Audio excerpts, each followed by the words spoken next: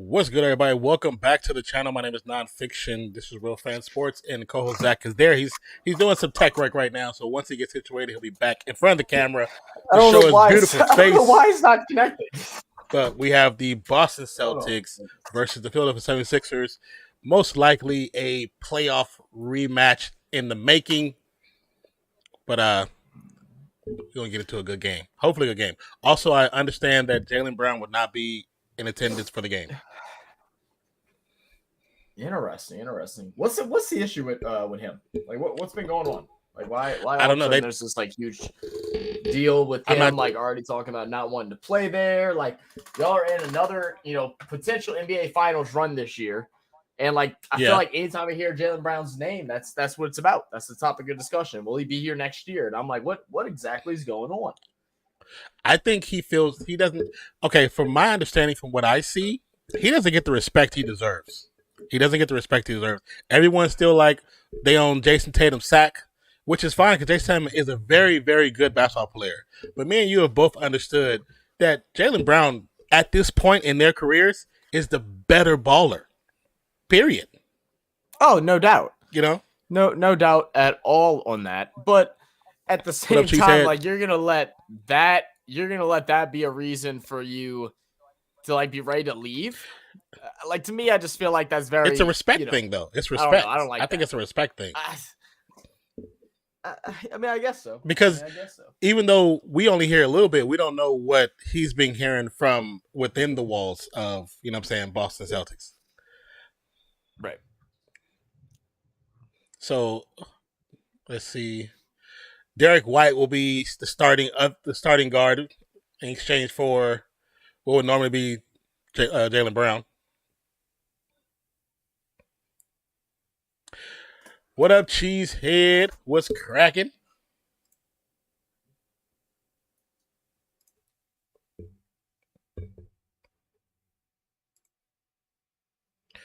Once again, thank you for everybody who's coming through and check out the stream. We truly appreciate each and every one of you. Those who come back and watch after we finish, we thank you for doing that because it helps the channel so much, and we truly, truly appreciate each and every one of you for doing that. And if you're new to the channel, be true to the channel, hit that subscribe button, as well as the notification bell as we get away with the jump ball between the Philadelphia 76ers and the Boston Celtics. Embiid and Horford to jump. All right, cool. I kind of fixed it. I still don't know why it's not connected to my phone, but that'll do for today. Hello, big man. What up, Borat? Very nice, very nice. Boston controls the tip-off. You want Boston or you want Sixers? Tatum with the travel. Start off the game early. Let's get it. One thing Tatum does, he doesn't pick up his feet. And a lot of times that's what causes his travel because he trips on somebody else. And, your first initial action is your fear step. So you take another step, and that's a travel. Mm-hmm.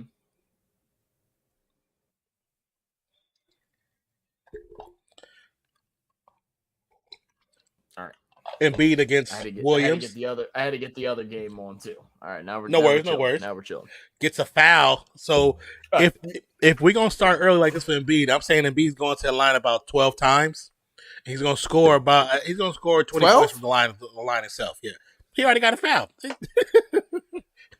He already in there. Now you're good like 15 seconds ahead of me right now. Just so you know. He said, "Okay, like a solid 15 seconds." Yeah. Let me know after he makes the first. Let me know when he makes the first free throw. Okay. All right. Cool. What's good, everybody? How you doing, Borat Cheesehead? Sorry, just trying to get all this technical crap fixed. Embiid shooting the first goes in. All right. Right now, I'm looking at Williams talking to the ref. You should see that in about like 3 seconds.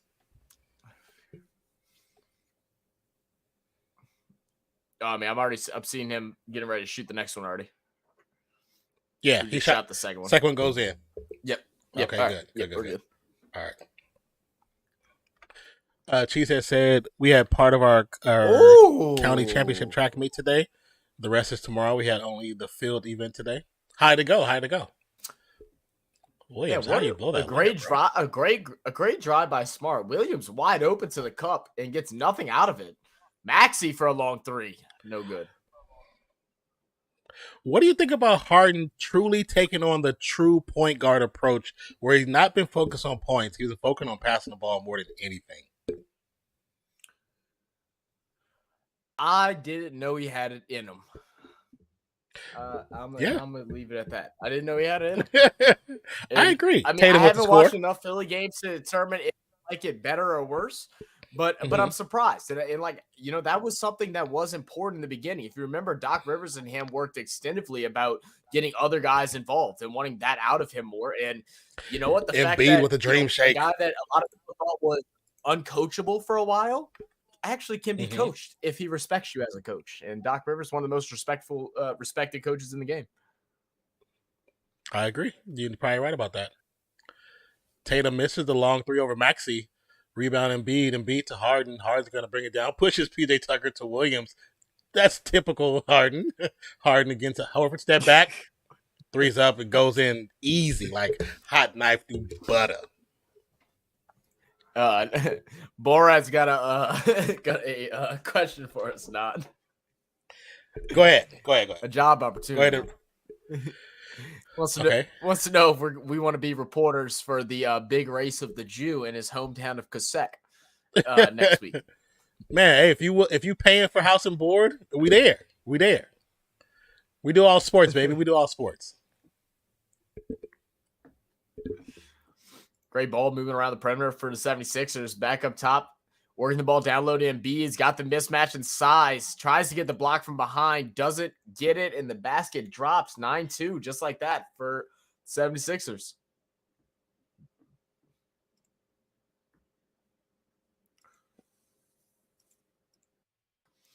Smart to the cup. No good. Bat around. Horford with the offensive rebound. Out to Tatum. Tatum three. Too long. Too strong. But the offensive rebound is there. Get another reset. Fresh 10. 9. Smart with it on the left side. Drives in. Kicks out one more time. Gets batted and out of bounds with 4 seconds remaining on the shot clock. A lot of quick hands. Very slow start. 76ers right now. Yeah. Very slow start for Celtics. The one thing I've noticed the last couple of games that I've watched and we've done for them, their starts have been so bad. Their starts have been bad. Maxey takes a hard fall trying to get the rebound. He got the I can't breathe coughs. Thank goodness he didn't hit his head too much. He actually did hit his head, yeah. Like I think he got. I don't think he hit his head at all. He lost his breath from hitting the back. Yeah. Yeah. Ooh. Chia said, I'm only in shot put, so my best was 27 and about 4 inches. For some reason, we had the field events at my school, and the rest of the meet is at another school tomorrow. What? That's kind of weird. That's interesting. I've never seen that at 2 different schools for one singular event. 8:40 and counting in the game. I'm gonna get the clock working. It's for some reason it's not working right now. Embiid pass out to Harden. Harden guarded by Horford. Back to Embiid. Embiid fakes the three, goes in. This jumps. Tries to go over Marcus Smart. And Smart's gonna take the blocking foul.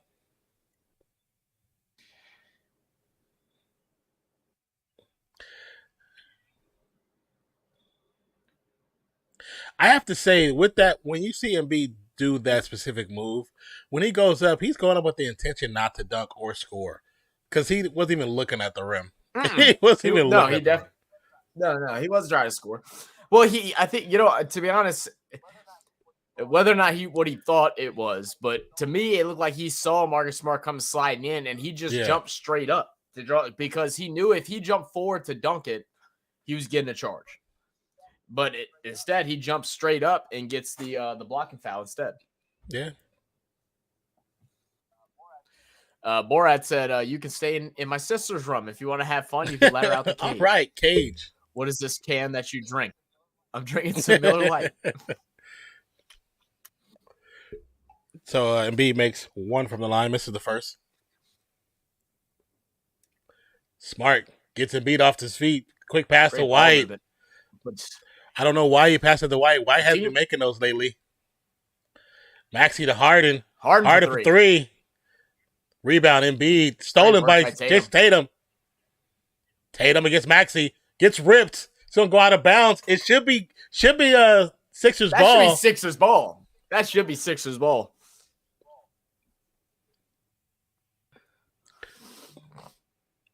But Jayson Tatum runs. He's always going to run against a smaller player. I'm going to say that until the day he stops doing it. He only runs against smaller players. Bigger players, he shoots baseline threes. They called it a foul? That was a Oh, okay, what? Never mind. I thought they called a foul. I was like, wait, what? No, they just inbounded and shot, and we just didn't see the play. I was like, that was a clean strip. Embiid working on Williams, going inside off the glass. It's good. See, if Embiid plays more like that, especially against a team like Boston, a defensive-heavy team, he's going to eat a lot down bottom. Horford can't last with him. Williams, and then I don't know why they don't bring in the other Williams, who's a lot bigger body guy. Tatum steps into the mid-range, no good. Well, Celtics has been a great three-point shooting team this year, and since they're struggling right now, that's where you're seeing this point differential. And Philadelphia's like, all right, y'all going to struggle from three. We're just going to pound y'all down low and get some easy twos in and get to the line. And that's what they truly do best, is get to the line. Step back three. You can't get it to fall. No team shooting well from three right now. Williams gets the easy two. Simple.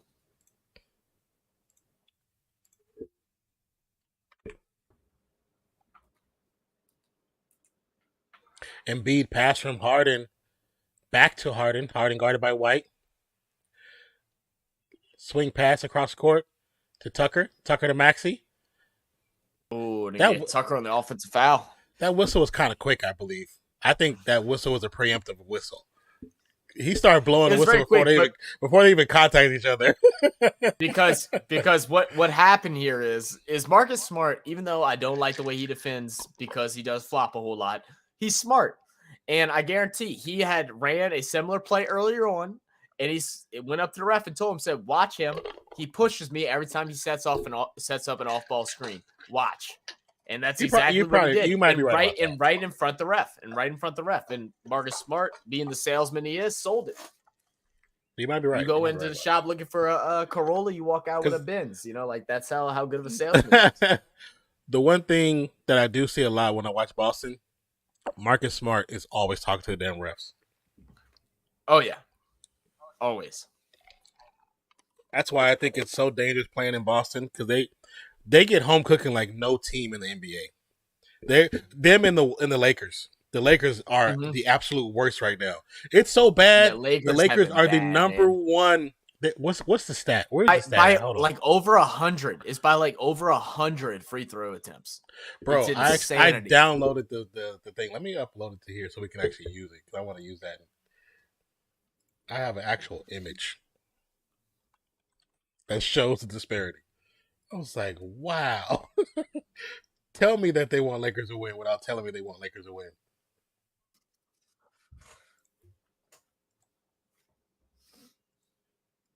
So it's right there in the middle of the screen. Appel's starting off pretty hot right now, too. Lakers are a... Goodness, it's more than 100. It's 200. 400 when it comes to free throw attempts. That is ridiculous. The next closest team is the Kings at 193, and the Kings has the best offense in the league right now. Like, how is that? How is that even a thing? How is that a thing? I saw that. I was like, that's disrespectful. Wow. That's disrespectful to the game of basketball. That's just so bad. And I wonder what it was like at the beginning, like before All-Star break and after All-Star break. I wonder if it's a big difference between those two whenever they started winning a whole bunch more. I think it might have been. Come on, Herb. I think it might have been. Okay, let me see. Ooh, Huter. I always don't want to pronounce his name. Huerta. He's balling right now. Huerta. Yeah. Horter. Is it Huert? He's balling right now. Yeah, I think it's Huerta. I think it's Spanish. Huerta? Yeah, Oh, I think Spanish. it's Spanish.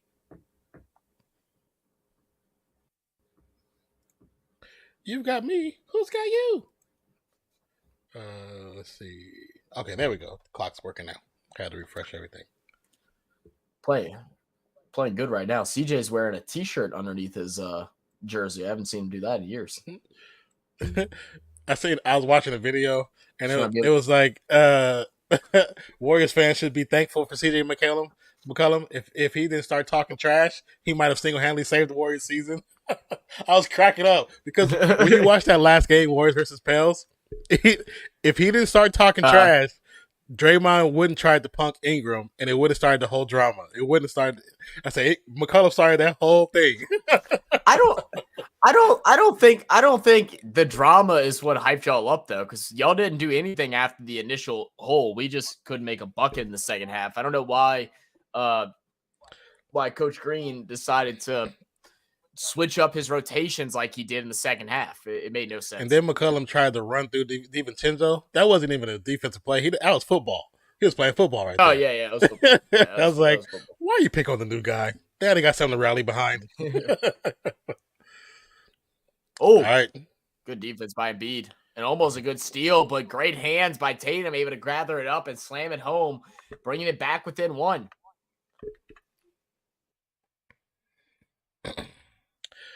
Harden brings it down, going to pass off to Embiid. Embiid guarded by Williams.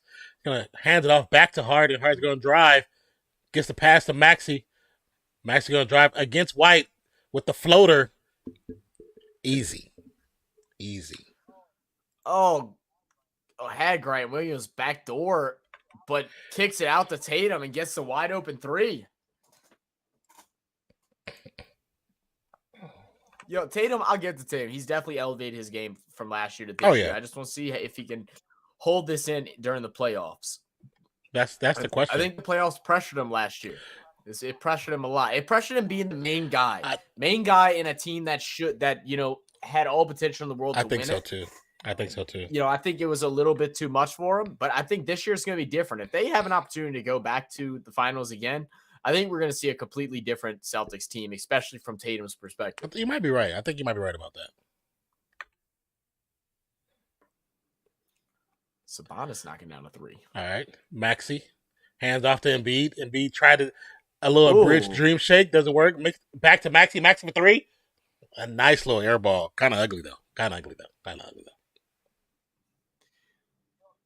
He was feeling himself. White for three.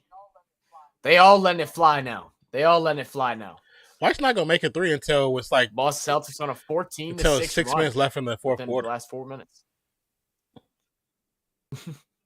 Hey, they put in a Knight Rider. Bede's going to go underneath and draw the foul. That's number three. It's 3 minutes left in the first quarter. That's number three.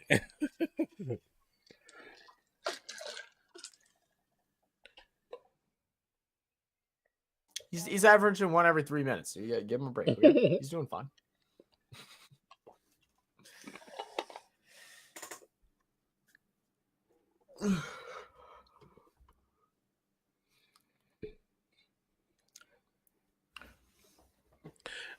Makes the first free throw.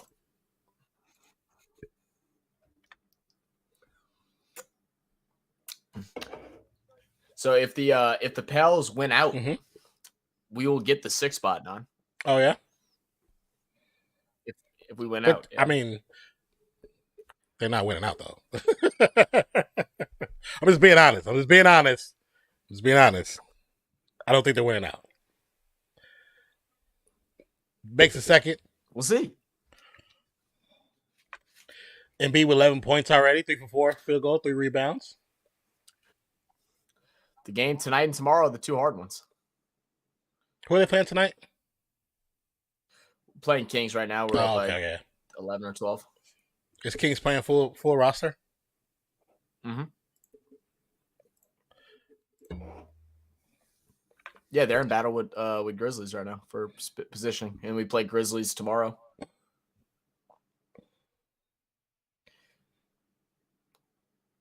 Brogdon driving in, spin move, good spin move, but can't get the finish. Yeah, that was nasty. Tobias Harris with the rebound, fast break. He's gonna keep it. I really like him.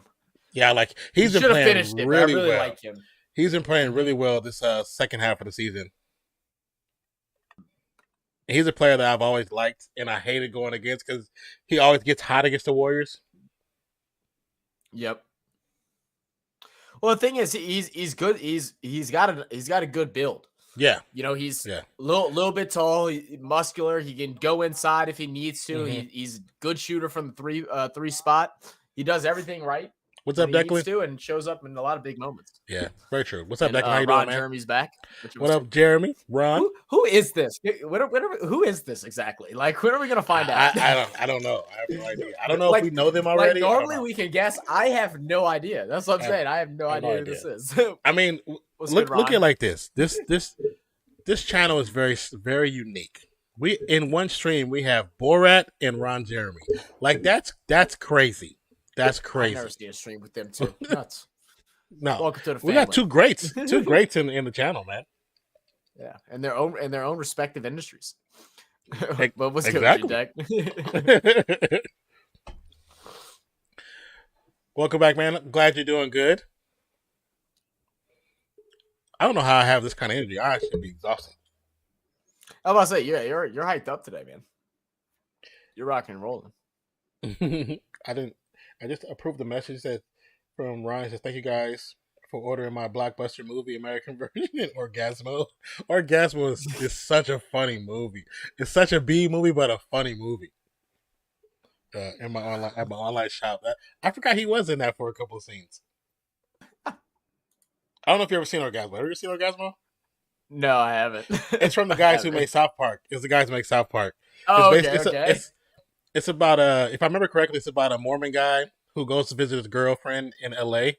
He's on his trip, but he goes to visit his girlfriend and comes to find out that she's in the industry.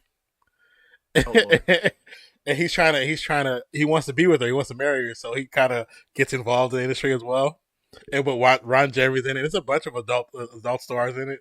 It's silly. It's stupid. Just think of it's South Park, but like kind of more live action. Yeah. I mean, it sounds great, dude. I love South Park. I ain't gonna lie. Oh, did I tell you something? I finally tried the Starry drink. I know everybody said it was just Sierra Mist, and I was hoping that they did reinvent it and like made it better. They didn't, bro. I didn't even finish it. It was disgusting. It was terrible. I was like, damn, bro. It's just a rebranding, yeah. I was like, what a great rebranding to put out the same trashy Sprite. Because I mean, Sierra Mist was hot in the 90s because of hip hop. Yeah, that's the only reason. If people really want to know the truth, Sierra Mist was hot because of hip hop, because their commercials had Busta Rhymes, Method Man. They had all these rappers in their commercials. So and the commercial was so simple. They have Busta Rhymes in a circle and the camera be spinning around him all cool, and he be spitting the verse, and that's it. And then Sierra Mist skyrocketed. And then what Sierra Mist started doing, because they were connected to the NBA too, what they started doing was every time you buy a bottle, you look in the cap. In the cap, you can win stuff. You can win like free basketballs. Oh you can win the jerseys. You can win the jackets. Yeah. Like I won all kind of crap because of Sierra Mist. Dude, I forgot they used to do that with Cokes and products and stuff like that, where you take the cap and you can win stuff. Man, I used to win much crap. And it was actually good quality stuff. You just gotta make sure you mail it in. Yeah, if you mail it in, you get it for free. And it was such a win for them too, because the amount of people that actually mailed it in really wasn't a whole lot. So like they were chilling. It was a win-win 100%. Embiid scores another one. 15 points for Embiid, 5 or 6 on the night. Tatum with the ball up top, 2 minutes to go in the first. Trying to work around the screen. He's going to get doubled up high, gets the switch, likes it, steps back, 3 up and off the front of the rim. Rebound by Embiid. See, now Muscala, not the greatest defender. Why didn't Tatum take him to the hole? Why Tatum didn't take him to the hole? You saw he was on skates. He had him on skates. Mm-hmm. Embiid. Quick pass. McDaniels. Nice. He has a pretty shot. I like his shot. Nice follow through and everything. Somebody taught him good. It's slow. Yeah. It's slow, but it's definitely got great technique to it. 3-pointer on the other end. Ooh, rims out. Celtics Maxey just now bringing it up for the 76ers. 7-0 run for the 76ers right now. Maxey getting the screen from Embiid, drives in. Embiid wants it back. Maxey puts up the floater. No good. Rebounded by the Celtics. Pushing it up with some pace. What's he want to do? What's he want to do? He don't even know what he wants to do. Yeah, Brogdon looking. He don't know. Oh, what a steal. Nice steal. Welton, I'm sorry. To Maxey. Maxey going inside. Tough going off the backboard. Tried to draw the foul. Didn't get it. No luck. Oh. A little bit of sloppiness here. Let's clean it up. Tatum to Brogdon. Defense by Maxey. And one. Oh, that was a revenge foul. That was a revenge foul by the referee. That was a revenge foul by the referee. He didn't call it on the other end. Maxey got mad. He said, "I'll teach you. I'll teach you." This is the season of revenge by referees. Oh, without a doubt. So all these blown calls and BS technicals causing teams to lose games because of technicals at the last minute. Brogdon with a long three. No good. Ground, right? Yeah. Yeah. It's going to be on Embiid, which is interesting if anybody knows and pays attention to that man's game. If you box him underneath the rim and the ball's coming that way, he's going to push you. 99% of the time, he pushes.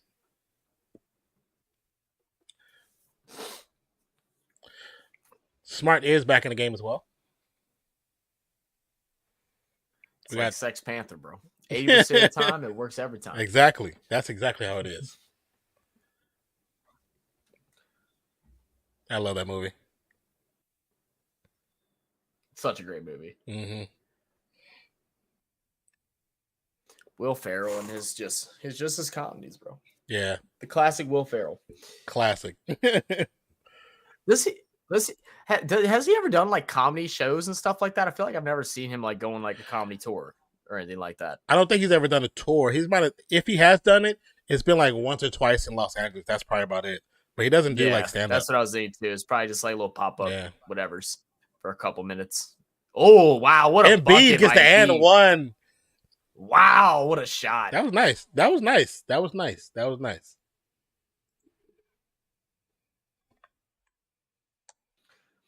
I love BI right now. I'm so confused. Go ahead. What happened to the other Williams? Like, why aren't they playing him against Embiid? The dude is an athletic freak.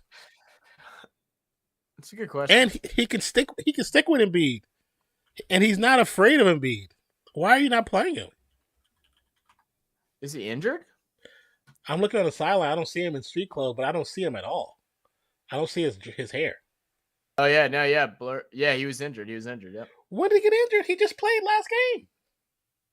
Ball says face tough matter Joel Embiid and Philadelphia trying to prevent blah blah blah. But unfortunately for Celtics, they'll need to do so without Robert Williams in the mix. Oh, I like him too. He's like one of the players that I actually like from that team, besides Brown. Brogdon with the little step back jumper. Maxey gets hit. And be with a long last minute shot to end the half. 18 points for Joel already, but how many fouls? How many free throws? What is he at? 8? I think he's balling right now, though. He's balling right now.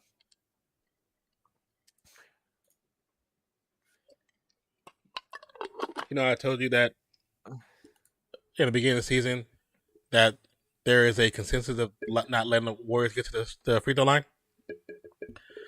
I think I'm right. I think I'm actually right. I think it actually is.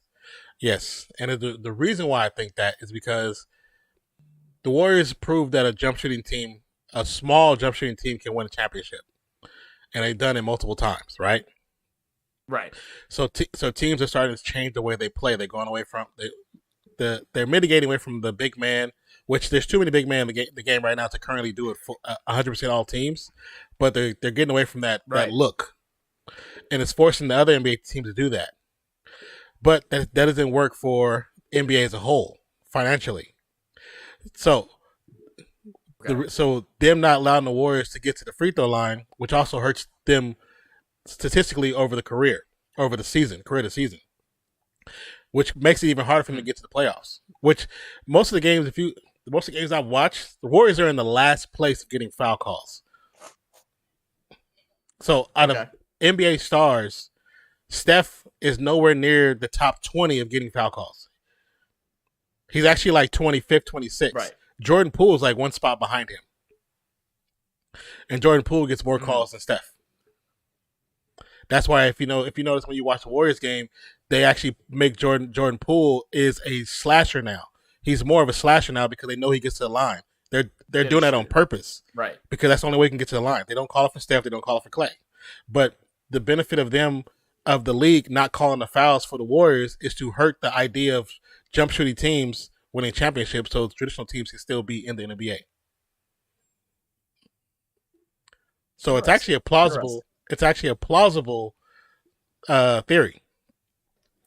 Interesting. I mean, like, I feel like you have the most like conspiracy theories when it comes to the NBA and NFL. So I mean, I'm just all ears. Well, I mean, but at the same time, the fact that they're the last place team at free throws, a championship team is the last place. You tell me the top star in the NFL and in the NBA doesn't get to the line because what? Don't tell me, he's a 3-point shooter. He drives a lot. He makes most of his points in the paint the last half of the season. Because he's getting that he has. So it's like if he's doing that much driving, he's making more points in the paint. He's actually he's 50, 40, 90 right now. So that means 50% of his field goal percentage is in the paint. So if that's the case, he's not getting free throws. Well, I mean if he's not getting free throws. Well, that's not necessarily true. Your field goal percentage is just anywhere. That's 3-point percentage as well. But the 50, 40, 90 is 50% is 2 points. And then 40% is from 3-point percentage. And then the 90 I think 50% is just field goal percentage. The second is 3-point percentage, and then the 90 is your free throw percentage.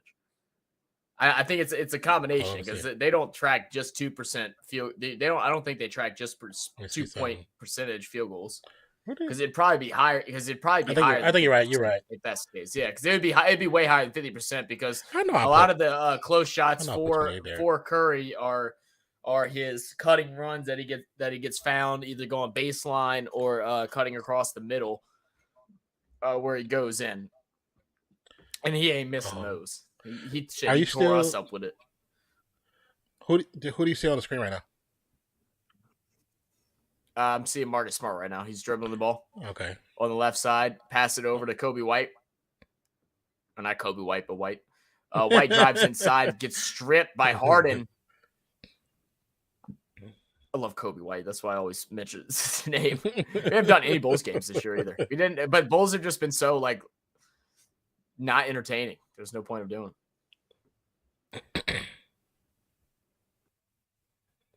Oh. What is it? I didn't see what the foul was, but I'm thinking it's going to be a blocking foul on McDaniels. They're saying he didn't get. Maybe the reach in? Unless they're saying it's on. If it's the reach in, then I agree. The reach in was definitely a foul. It might have been the reach in. Had to be the reach in. The only thing only problem I have with it being called a reach in, he doesn't even touch anything. Is it because it's the action of him doing it? Which is if that's the case, I mean, he's interfering with that right arm that's coming forward. He's interfering because he's pulling that right arm down. No, he's not pulling. His hand is on his hip. That's legal. You can put your hand on the player's hip. His left hand is on the player's hip. No.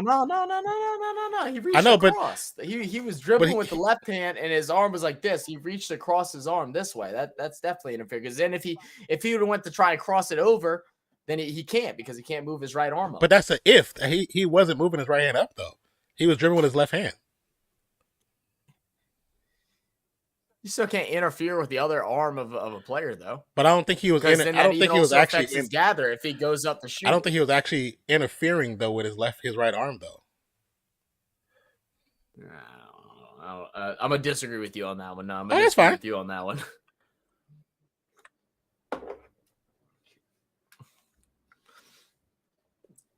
Brogdon getting a score here. Philly up by just 2. McDaniels with the ball underneath, kicks back out. Harden wants 3, hasn't made one yet, and would not make one at this moment. That's the only thing. Harden, I mean, I'm sure he's still knocking down threes, but since he doesn't take them as frequent, it doesn't feel like they go down as often. I mean, he's taken 3 so far, but I mean, back in the day, he'd been on 8 threes already. Yeah, but that's what I was saying. Like last season, that Harden doesn't exist anymore. Yeah, it doesn't. You're right. Niang, that was an ugly looking shot. Underneath to McDaniels, put it up. Great finish, McDaniels. Use that them long arms. Philly up by 1. Marcus Smart bringing the ball down. Pass over to Brogdon. Brogdon backing it up. Crossing over, trying to get to a spot. It's going to get blocked and out of bounds off Celtics. James Harden immediately couldn't see the ball. He just pushed the player. Yeah, he just pushed him. He didn't see the ball coming down, so he just pushed him because he was reaching out. That's why I'm surprised they didn't call a foul. Quick pass to McDaniels. McDaniels going to drive against Muscala. Get blocked. White finally scores. Oh, my goodness. He scored before the third quarter.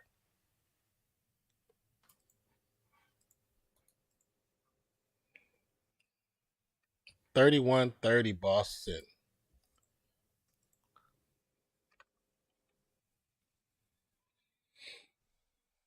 Walton.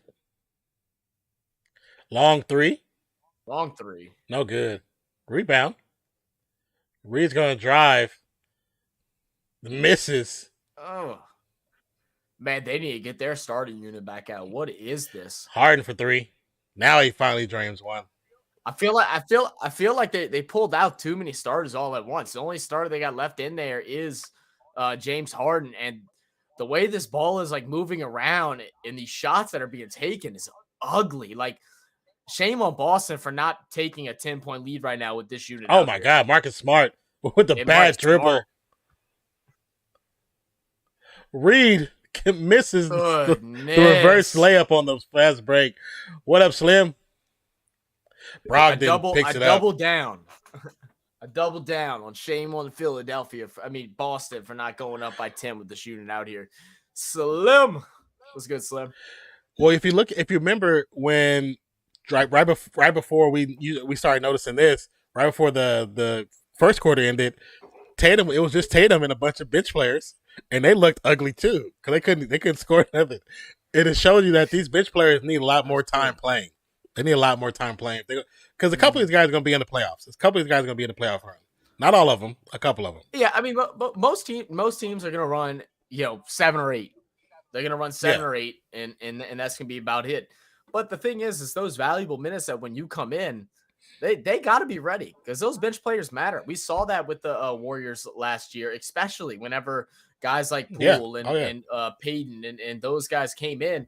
They were X factors to be able to bring in, even if skill wise they can't meet the stature of the starters, the energy and intensity wise, playing good solid defense, moving the ball correct, at least trying to find the open man, not forcing ugly shots. They're not doing that at all. Yeah. Which also explains part of the reason why the Warriors suffer on the road games. Those second strings, they don't have that same energy unless they're at home. No.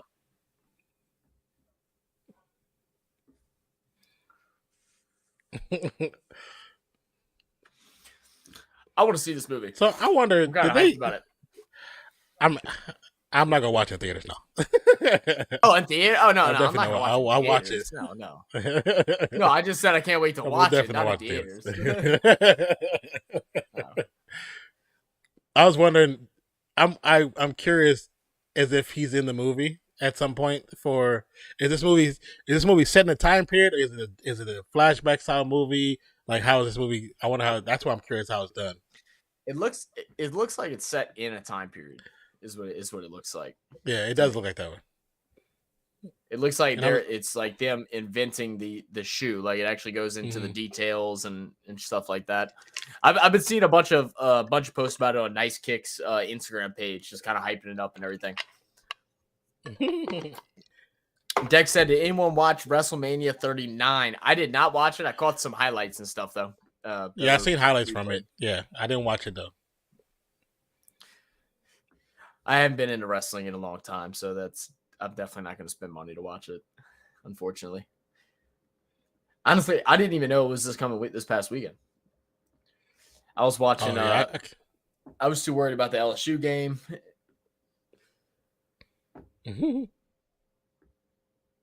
Ooh, Hey, give me 1 second. My left eye is freaking out right real quick. Let me go see if it's my contact.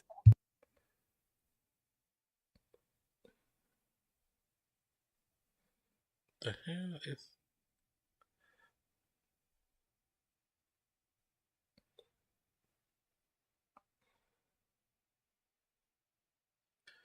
Did you watch it, Declan? And if you did, what were your thoughts on the outcome of the matches? When I actually seen that it was on or it had been on, it was totally too late. But I ended up watching some highlights later on. I saw that John Cena made an appearance, which I was interested to see how that went. And I saw something about Logan Paul. Was Logan Paul back in again?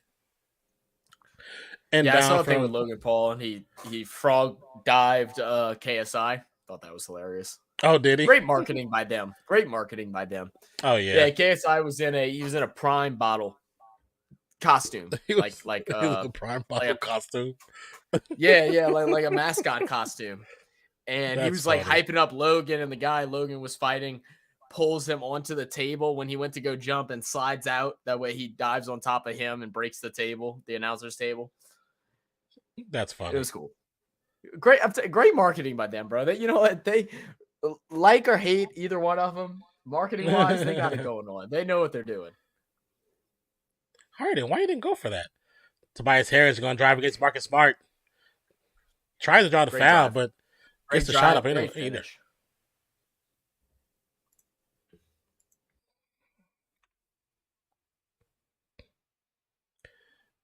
Brogdon drives against Harris. Oh, way to draw the foul by Brogdon. Can't jump twice. On a foul net.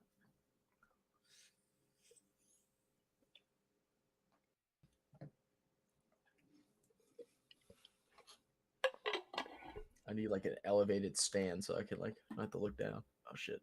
What happened? I'm watching both games at once, and so I'm elevating my phone up that way I'm not having to look down so damn much. It's hurting my neck. All right, I'm chill now. You don't have nothing you can prop it on? Oh, I just did. I just bounced over. Oh.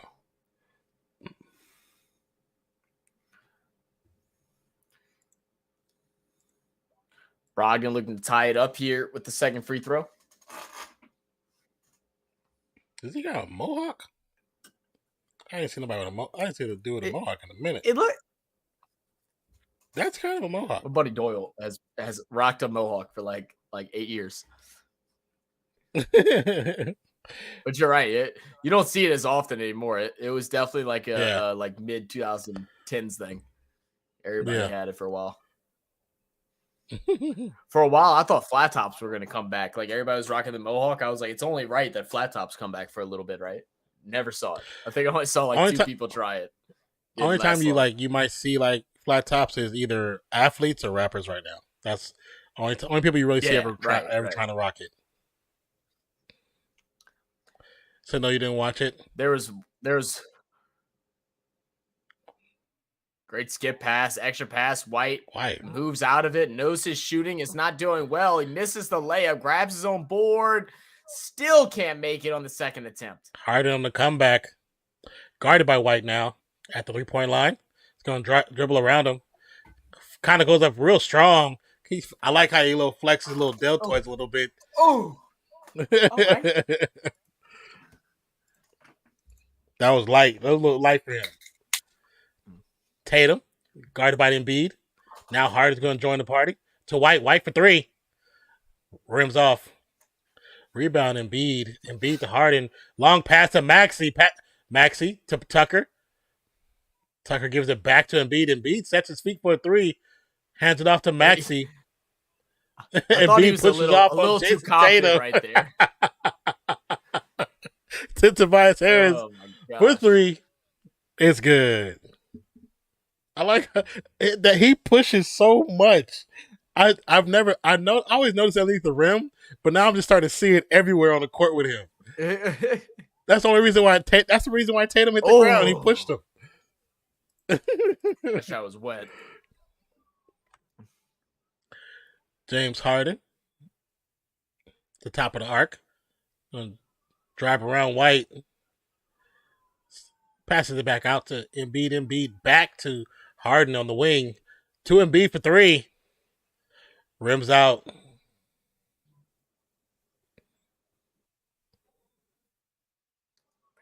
Ja Morant just got a poster. Oh, did he? Yeah.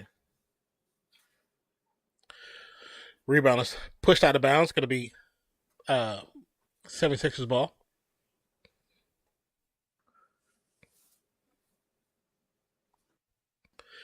Long inbound pass. Embiid guarded by Horford. Turnaround jumper. Rebound by Tucker. Tucker to Maxey. Maxey to Harden. Harden guarded by Brogdon. White goes dribble to his legs. Step back. Goes forward. Behind his back. Jumper from the free throw line. Off the front of the rim. No good.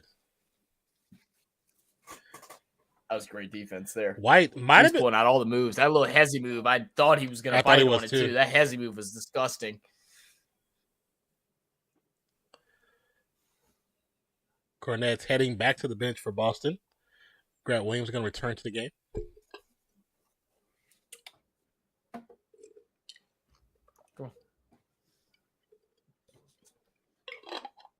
Hey, Declan, are you still in Discord? Oh, push off. Well, he learned from his captain. And Embiid said, look, whenever you're down low, push off your defender. That's how you play. No, I didn't say you could get up here. I said you could sit there.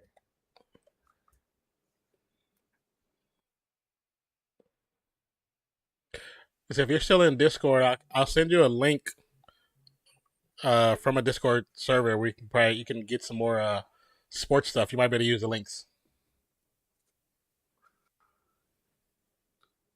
Horford to Williams. Horford in the corner, guarded by Embiid. Goes baseline to Williams. Williams for the corner three. Knocks it down. 40-40. Ties it all up at 40. Harden. Guarded by Tatum. Embiid looking the screen. Tatum gets around the screen. Easy. Quick pass to Tucker. Tucker back to Harden. Harden to Embiid. Embiid guarded by Big Chicken. He's going to drive around him. That's double dribble. With the fade away. It looked like it was double dribble. It looked like it was, to be honest with you. It 100% was. Smart goes inside. Great move by Smart. Once the contact. Tie game. Marcus Smart with 5 points. Embiid, guarded by Horford.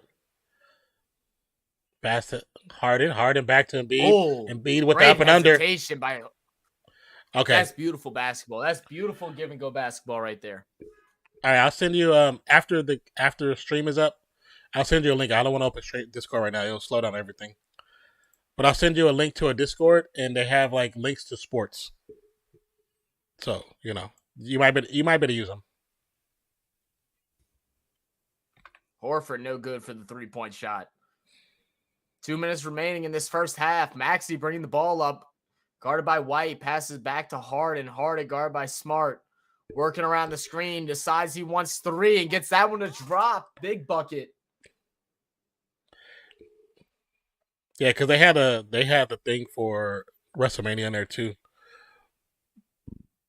Horford, come on, bro, that was terrible. That wasn't even a backboard shot. 2 back-to-back ugly threes. Embiid, guarded by Williams, gets away. It's going to be a reach and foul. White.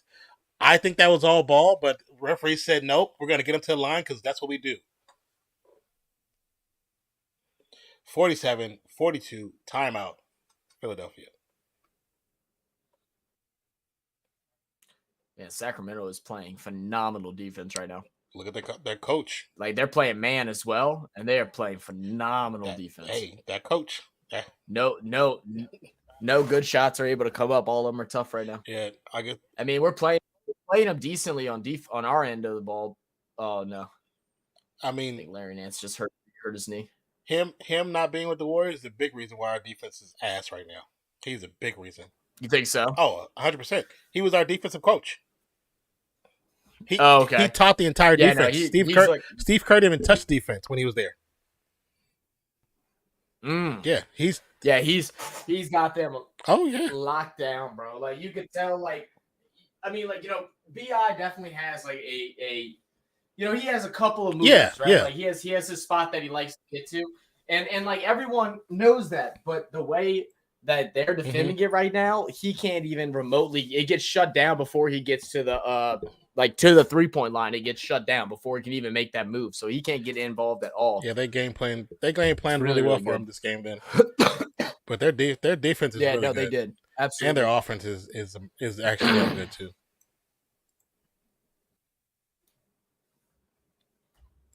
Yeah, no, you can tell their offense is good as well. Yeah.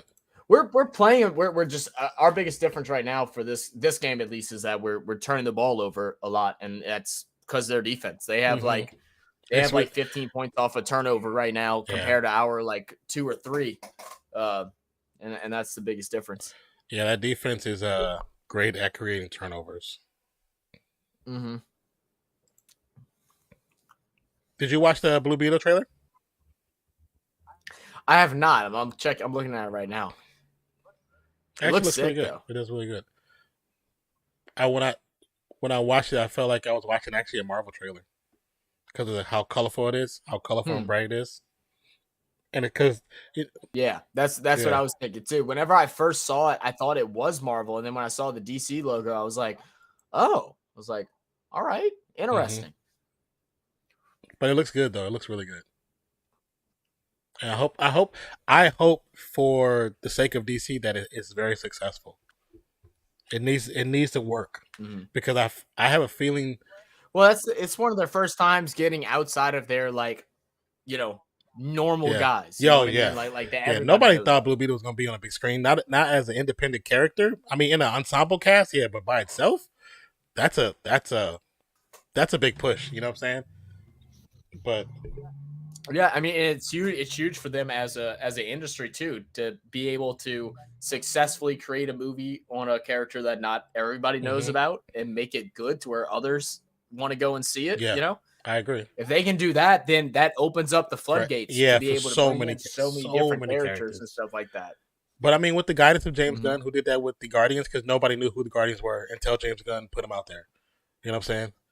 You had to be like actual Marvel comic book reader to know who the Guardians were. Yeah. Embiid, quick pass to Tucker. Tucker off the glass. Quick 2. Great find by Embiid. Yeah. Is Embiid your MVP for the season? Tatum your MVP for the season? He's mine.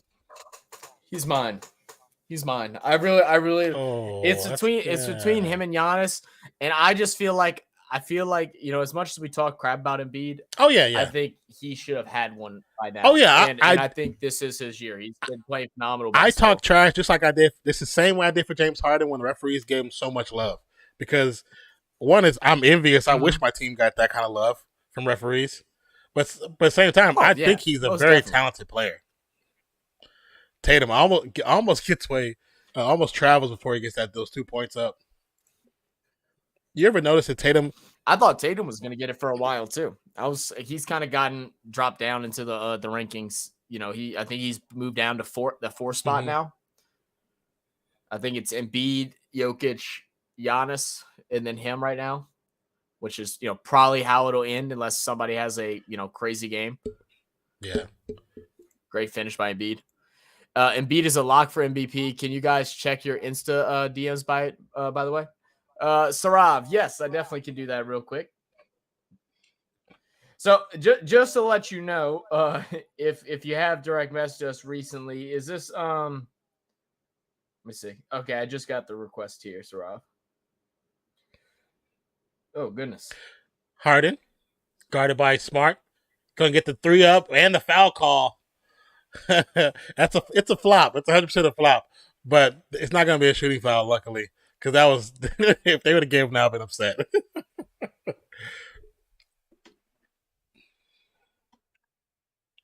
I wish Marcus Smart was just a better player. Like, I just wish he was a better player.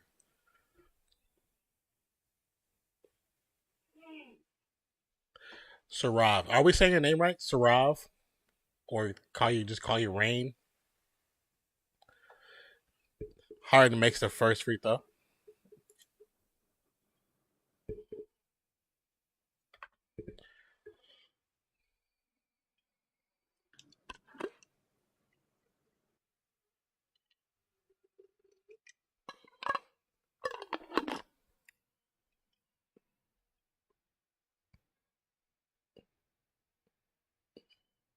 Is it a video? No, it's Okay. a message. He wasn't lying as long. Okay. I'm almost done. You say you were on point, Sarav? Okay, cool. 53 is his current score before halftime.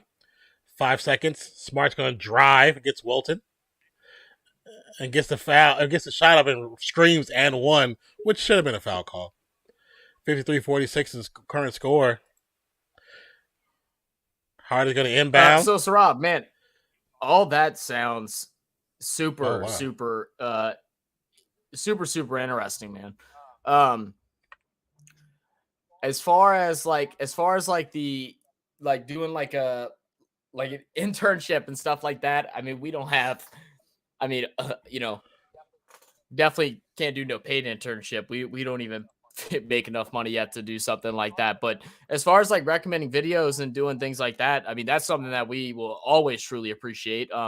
If you have Discord, let me go ahead and drop our Discord link. I think this Discord link is still active.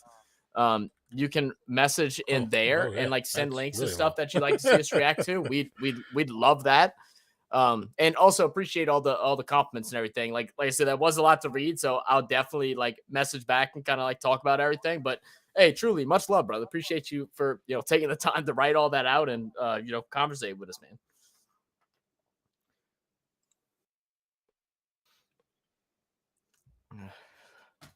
But that definitely sounds sick. Because I mean, we're basically how we've done reactions. So we do reactions to all sports. We're not just cricket, and we will never just be cricket or just be NBA or just be NFL or just be rugby or league or whatever.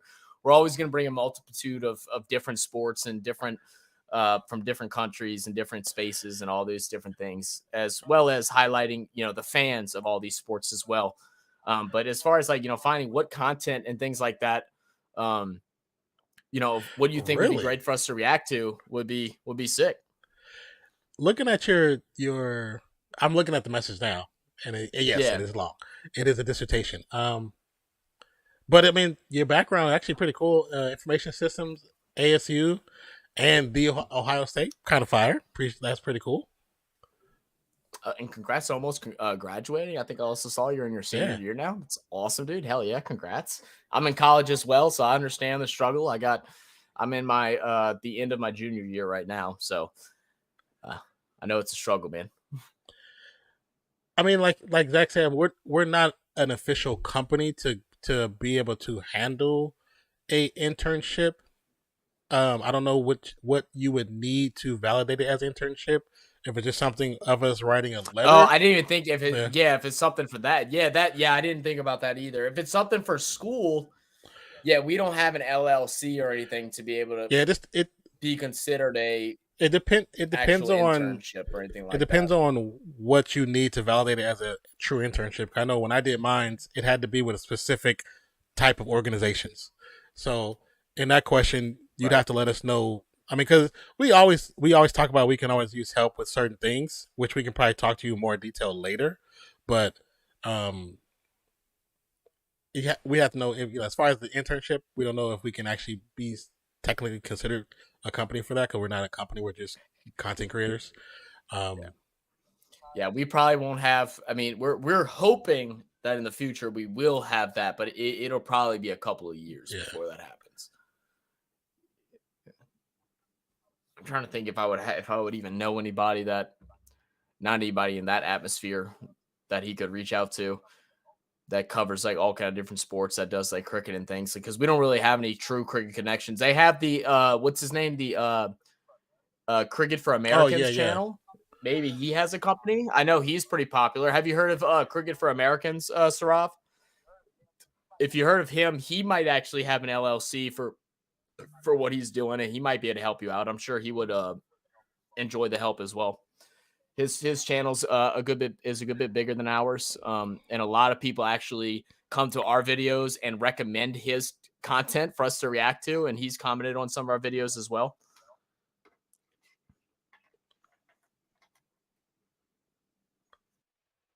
Ooh, it is hot in my mouth. But I mean, as far as like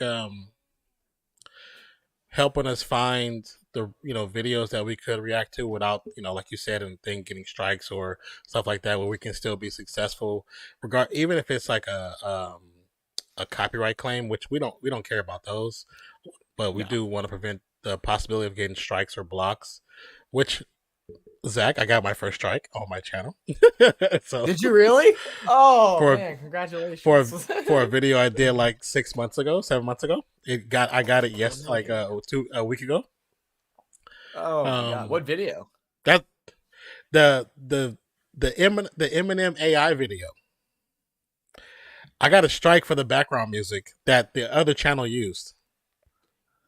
Wow. I got a strike for that. Not a warning. I got a strike for that.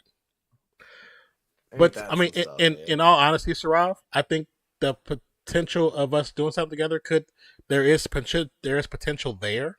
I know me and Zach will probably talk about it later in detail, but definitely check out the Discord. Mm-hmm. Stay active with us on here on the channel, and then stay active on the Instagram, and we might be able to do something with you. I don't know. We'll see. We'll definitely appreciate you reaching out. No doubt. Let's see. Let's go ahead and stupid this computer.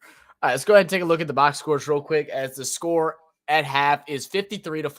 Celtics down by 6. Only had the lead for a short period. It's really been all 76ers who took a big lead early. Celtics were kind of able to bring it on down as 76ers brought in their second unit. Mm-hmm. But once Celtics second unit came out, it just went back to how it was before. This has been all Joel Embiid and James Harden game today. It's been phenomenal by both of them.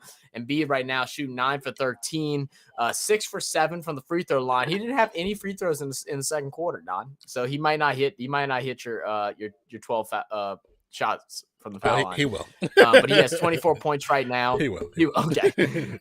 James Harden's 5 for 10, 3 for 6 from 3, 2 for 2 from free throw range. He has 15 points. And Embiid also already has a double-double with 10 rebounds and 3 assists on top of that. And the rest of the team, it hasn't been a whole lot. I mean, Tobias Harris has 5, and then McDaniels off the bench has 5. But other than that, it's just been the Embiid and Harden show, putting up like 75% of the points here for the 76ers. When we take a look over at the Celtics, it's been a little bit more dispersed throughout that starting unit. And then Brogdon off the bench, who is actually the leading scorer for the Boston Celtics, has 13 points, 5 for 8 shooting, 1 for 2 from 3, 2 for 2 from the line, 2 rebounds, 2 assists. He's playing really well. Tatum just behind him with 12, but he has a negative, negative 13-point differential. I was just looking at that. Why is that? Why is that? I mean, I don't feel like, is it just that he's on the court at the same time as Harden and Embiid are, and maybe that's what's causing it? Because I didn't find him playing bad defense, or not scoring when he was on there, but he is only 5 for 12 right now, which isn't I wonder if it has anything to do with that time period where it was him, the lone starter, with all the backups, and they didn't, Philly didn't pull away or anything. They just had a very positive set of minutes while it was just him on the court. So I wonder if it has anything to do with that. Because that's very possible. In that time period, they weren't negative points. They were positive or plus. So I wonder if that's why he's negative because of that time period. Definitely.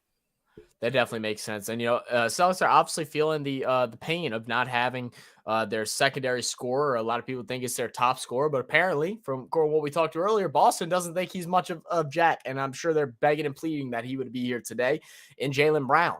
Opposite that, they have Marcus Smart, who's shooting 3 for 8, 7 points.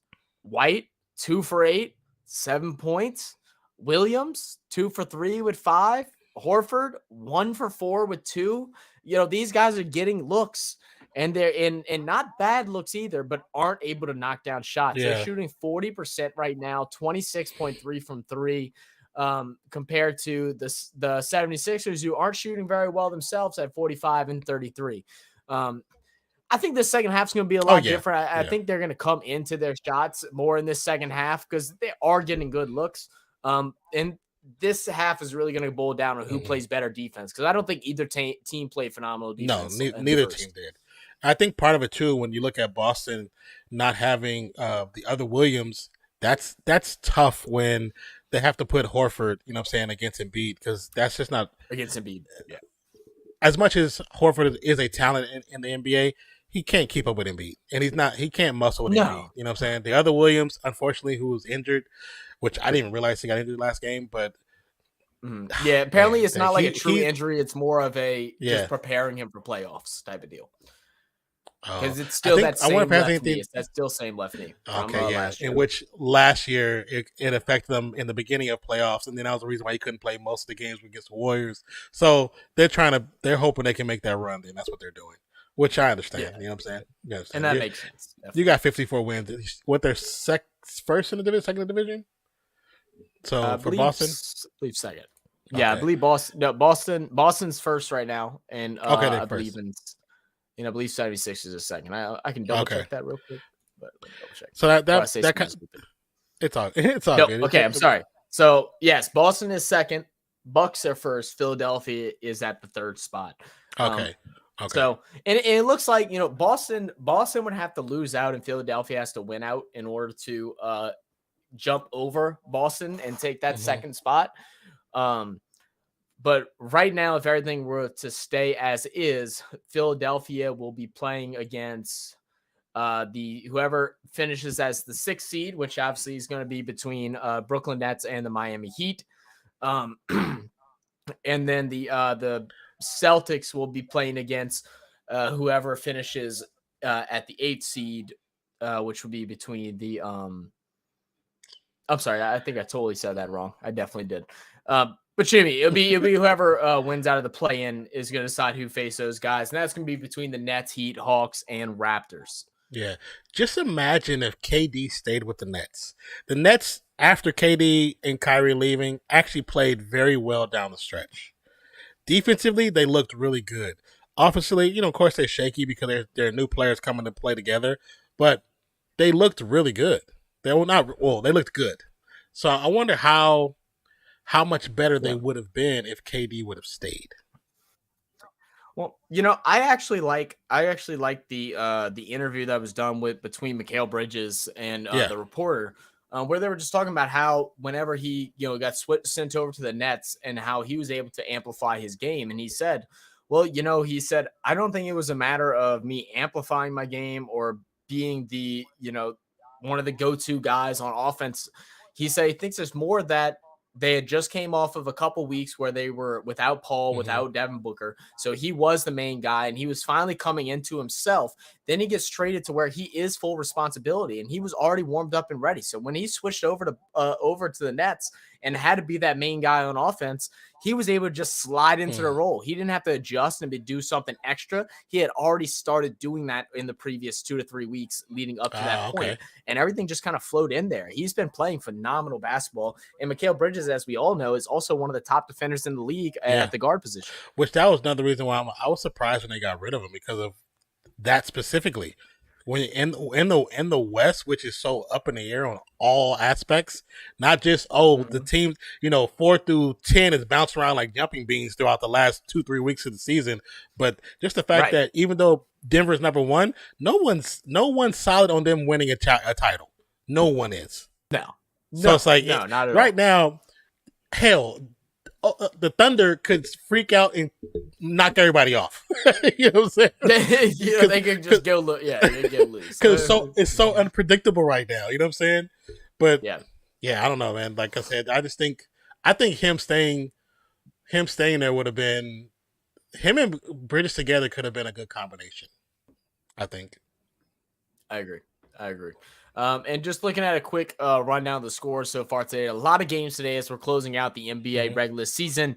And those of you that have not been here or are new to the channel, one, hit that subscribe button. We appreciate that as always. But two, when the playoffs come, we are live nonstop. You're going to get tired of seeing us. We'll have streams where it's both of us. You'll have streams where it's just one or the other. But we try to go live for every single game if it is possible with our work and school and everyday life schedule, but we try to go live for every single playoff games. It is nonstop and it's also a lot of fun. But looking at the scores around the league, Toronto over Charlotte right now, up by 20. That game's just about over. 3 minutes left in the fourth.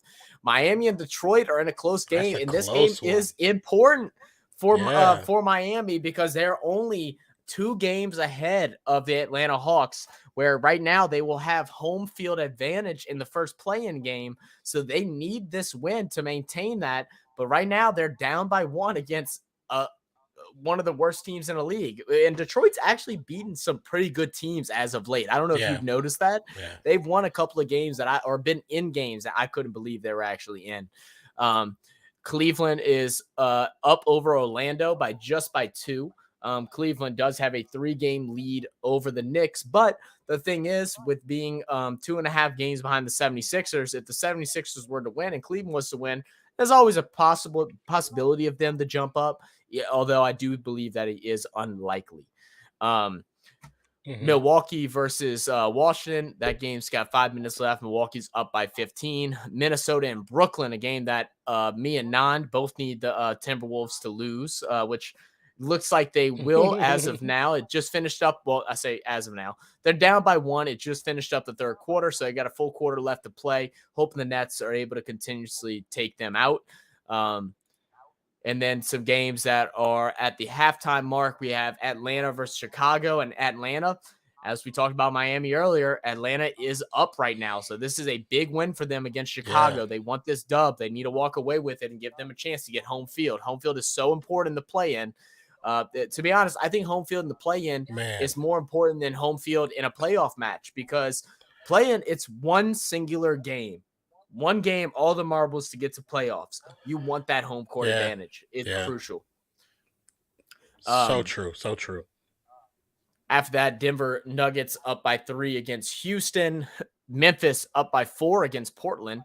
And then the New Orleans Pelicans, almost said Hornets, are down by 11 to Sacramento at the moment. Lakers versus the Utah Jazz are up by 1, and that is just getting into the start of that game. And then we still have OKC versus Golden State to take off later on this evening. And I think San Antonio and Phoenix as well. All right, Sarav says... Yeah, no problem. We could definitely talk later. I don't really need a certificate, but I'm glad to help anyways. If I could, maybe put it in as volunteering or something on my resume. Yeah, I think that definitely cool too. Well, yeah, we can do that. Yeah. Then we can do that. We'll talk. Like I said, I just don't know what you technically need for it to be considered an internship. If you can find out, let us know. Then Nate says, geez, if you two ever want to move from America, we got space. Dear Lord, man, it's definitely a circus, bro. It's definitely a circus. Been wild lately. Good offensive foul, Maxey. Let me update the score. Oh no, it's the same. I thought somebody scored. But how you doing, Nate? Welcome back, baby. What's good with you? Why am I seeing halftime highlights of Golden State and Memphis right now?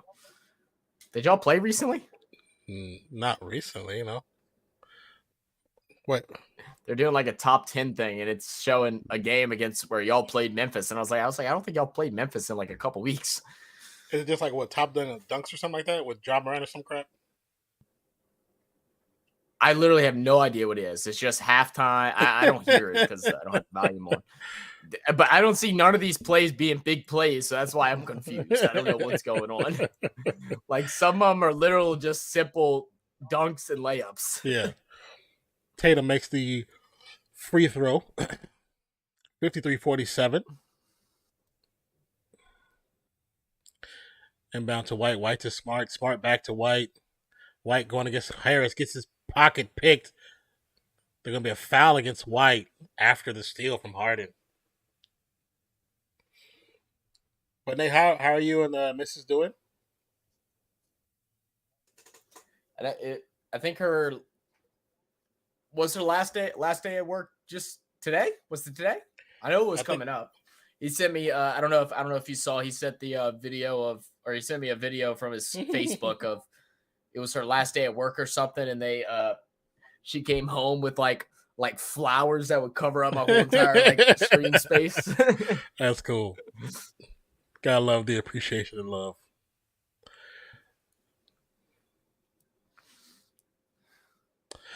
Yeah, Nate, people are wild, bro. People are wild. His followers, man, it's definitely a cult. Horford finally drops a 3. They've been looking for that, needed that. Leader in my fantasy league caught another guy in 3, so I'm struggling. Oh, really? Oh, but, no. I mean, what place are you currently right now? Embiid, even with the tip from Horford, gets a little easy late the last too. I got you.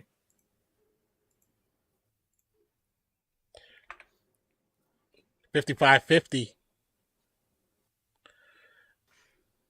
Horford trying to drive against Embiid.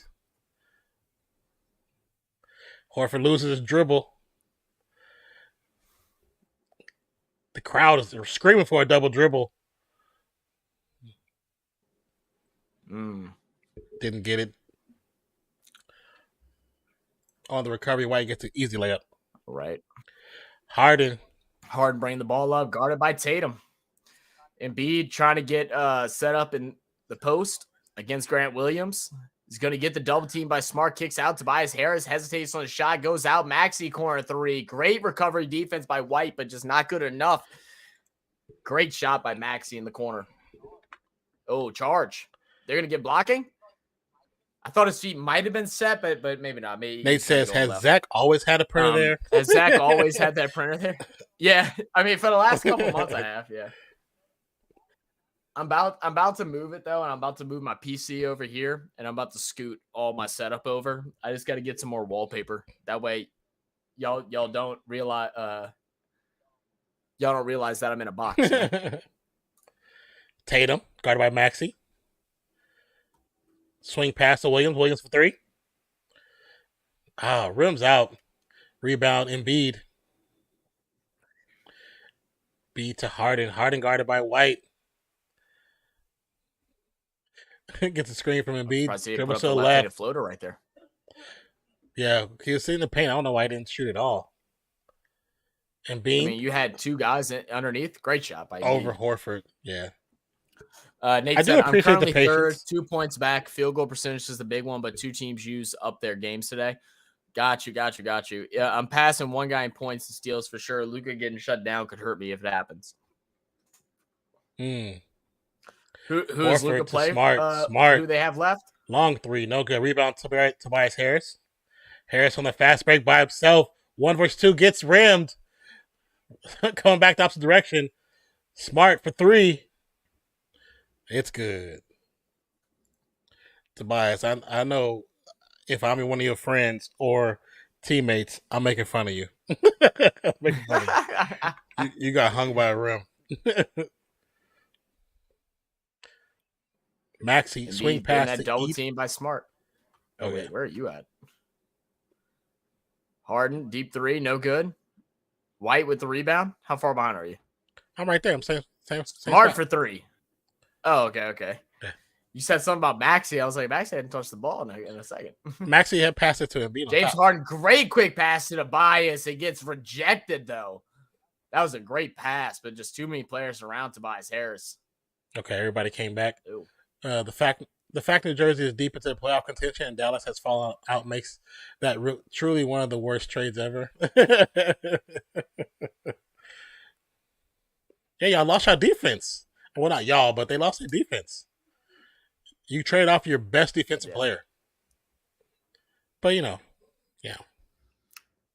I know. Me and Forty were talking about it the other day because we had our bet for the jersey, so we're gonna go ahead and just donate $30 each to No Kid Hungry on the first playoff stream.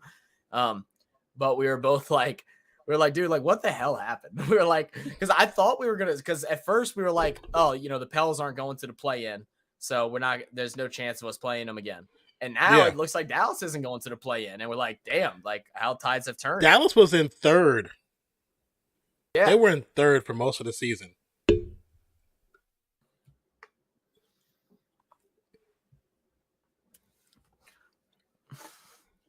You have the assets?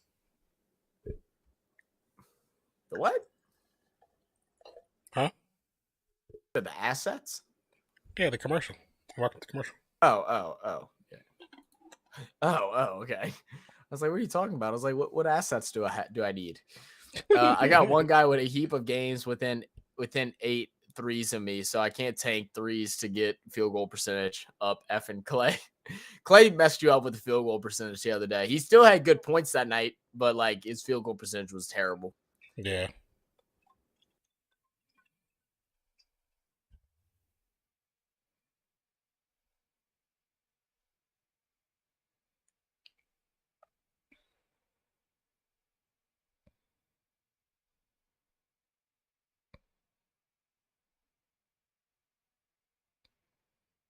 That was a bad commercial. Oh, what a pass. Holy shit. Oh my God, what a pass. Man, BI's passing ability has improved so much within the last month, especially. Mm-hmm. Like he just sent one pass, like I'm watching it on a small screen and I lost it. Like I didn't know where it went. Like that's how much it confused me. Also, I think dude, Sabonis is a freak, bro. Sabonis is so good at basketball. I also think that Ingram, I think he's finally realizing that he got teammates he can rely on, and he's not trying to force it himself. So he can definitely up his passing game up. I think it's more that he's looking for it now. I think they finally started getting on his ass about playing just pure ISO ball and moving the ball around, and he's been doing so much better with it. I mean, he's been getting more assists than what he has. He's had 2 games of a triple-double within 4 games, which is he's just had his first of his career. Yeah. Oh, really? And the majority of the time is that this is only his second of his career. So like he's, we're watching his evolution of his game come up. I mean, it still needs to be faster. I mean, he's 20, I think he's 27, so he's turning 28. But it's good to see a guy that was, drafted high, looked like crap with the Lakers, come in, and then just consistently improving year in, year out. You know? And then especially in big moments like this, where the Pelicans, we're playing like trash. That's the second time you said that. At this point, where everybody was ready to get rid of him, dude. Everybody was ready to get rid of him. Do you want the Pelicans to go back to the Hornets? Game and made him look better. Is that what you're trying to tell us here? Yes. I like the Pelicans name, but I'm just so used to the Hornets.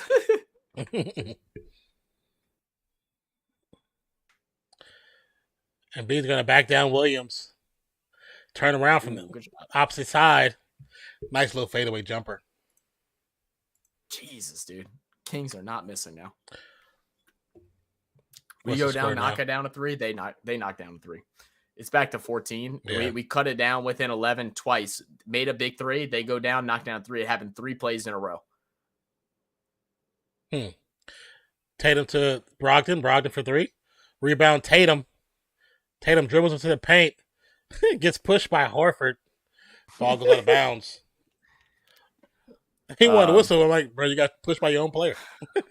Me, first and third, all had the exact same field goal percentage to 3 decimals. What? That's insane. I'm currently 3rd out of the 3, so need to boost that, but can't play Aiden currently, running out of games. Number 1 is shooting 66% field goal today. Oh, my gosh. Tatum with a big bucket. Tatum. 62-60. Bro, Embiid might put up like 50 points tonight. Man, Harden to Embiid stuck in the paint. And he's really not getting to the line as much as what I thought he would. Yeah, he's definitely He's not. probably going to get to the line here. But 4 seconds left on the clock. Turnaround jumper. Wow. He is killing Horford with that turnaround. Wow. And to the left side, too. You know how hard that is to turn with the opposite, the opposite shoulder? Yeah. It's not easy. That's so tough. Harden guarded by Marcus Smart. Now guarded by Horford. And that wasn't a close shot either. It's from the free throw line. That's a tough bucket. Going to drive. Tries to get the foul, but gets a shot instead. He should have got a foul there. I think he should have got a foul. That one had to, yeah. Horford's hands was all over his face, or his arm, his armpit, everything too. Tatum swing pass to Smart swing pass to Horford. Horford for corner 3. Easy. Good bucket. Donovan Mitchell helped that. Oh, Donovan Mitchell's balling today. I saw it, but they're down right now, right? Aren't they losing? Step back 3 for Harden. 3, no good. He hasn't been making the step back threes. He's been making the catch and shoot threes, though. Maybe he needs to take the step back out of his game. It's going to be a bounce pass from Smart and go out of bounds. It's going to end up being Philly's ball.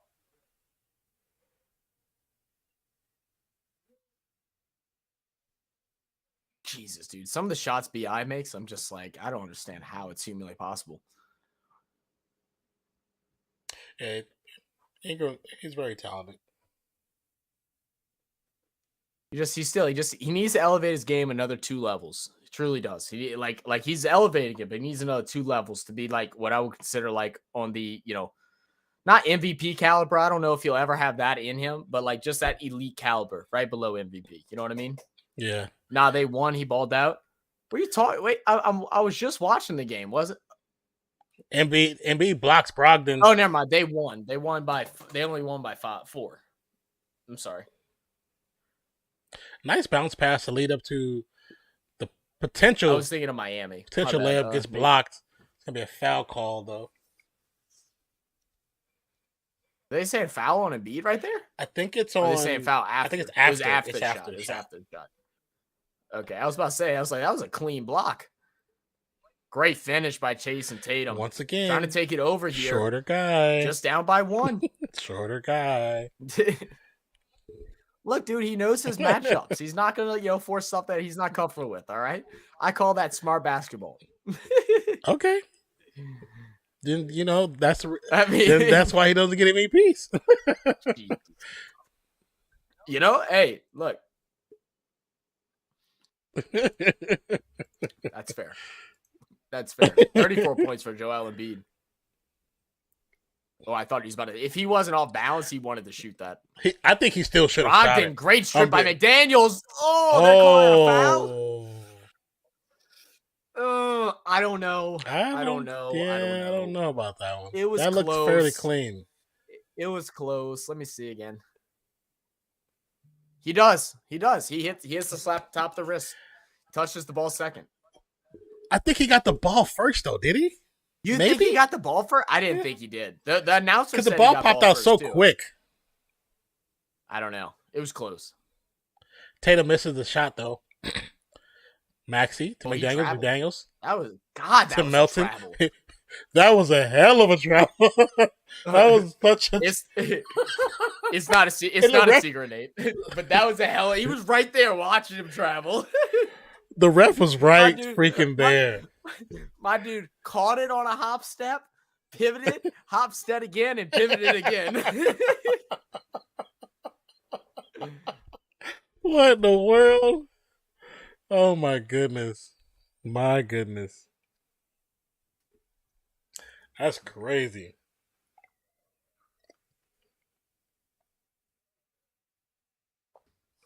Yeah, it's no secret. I mean, I'm watching this game too, but I'm definitely peeking. These games are important for the Pels right now. So I gotta at least look.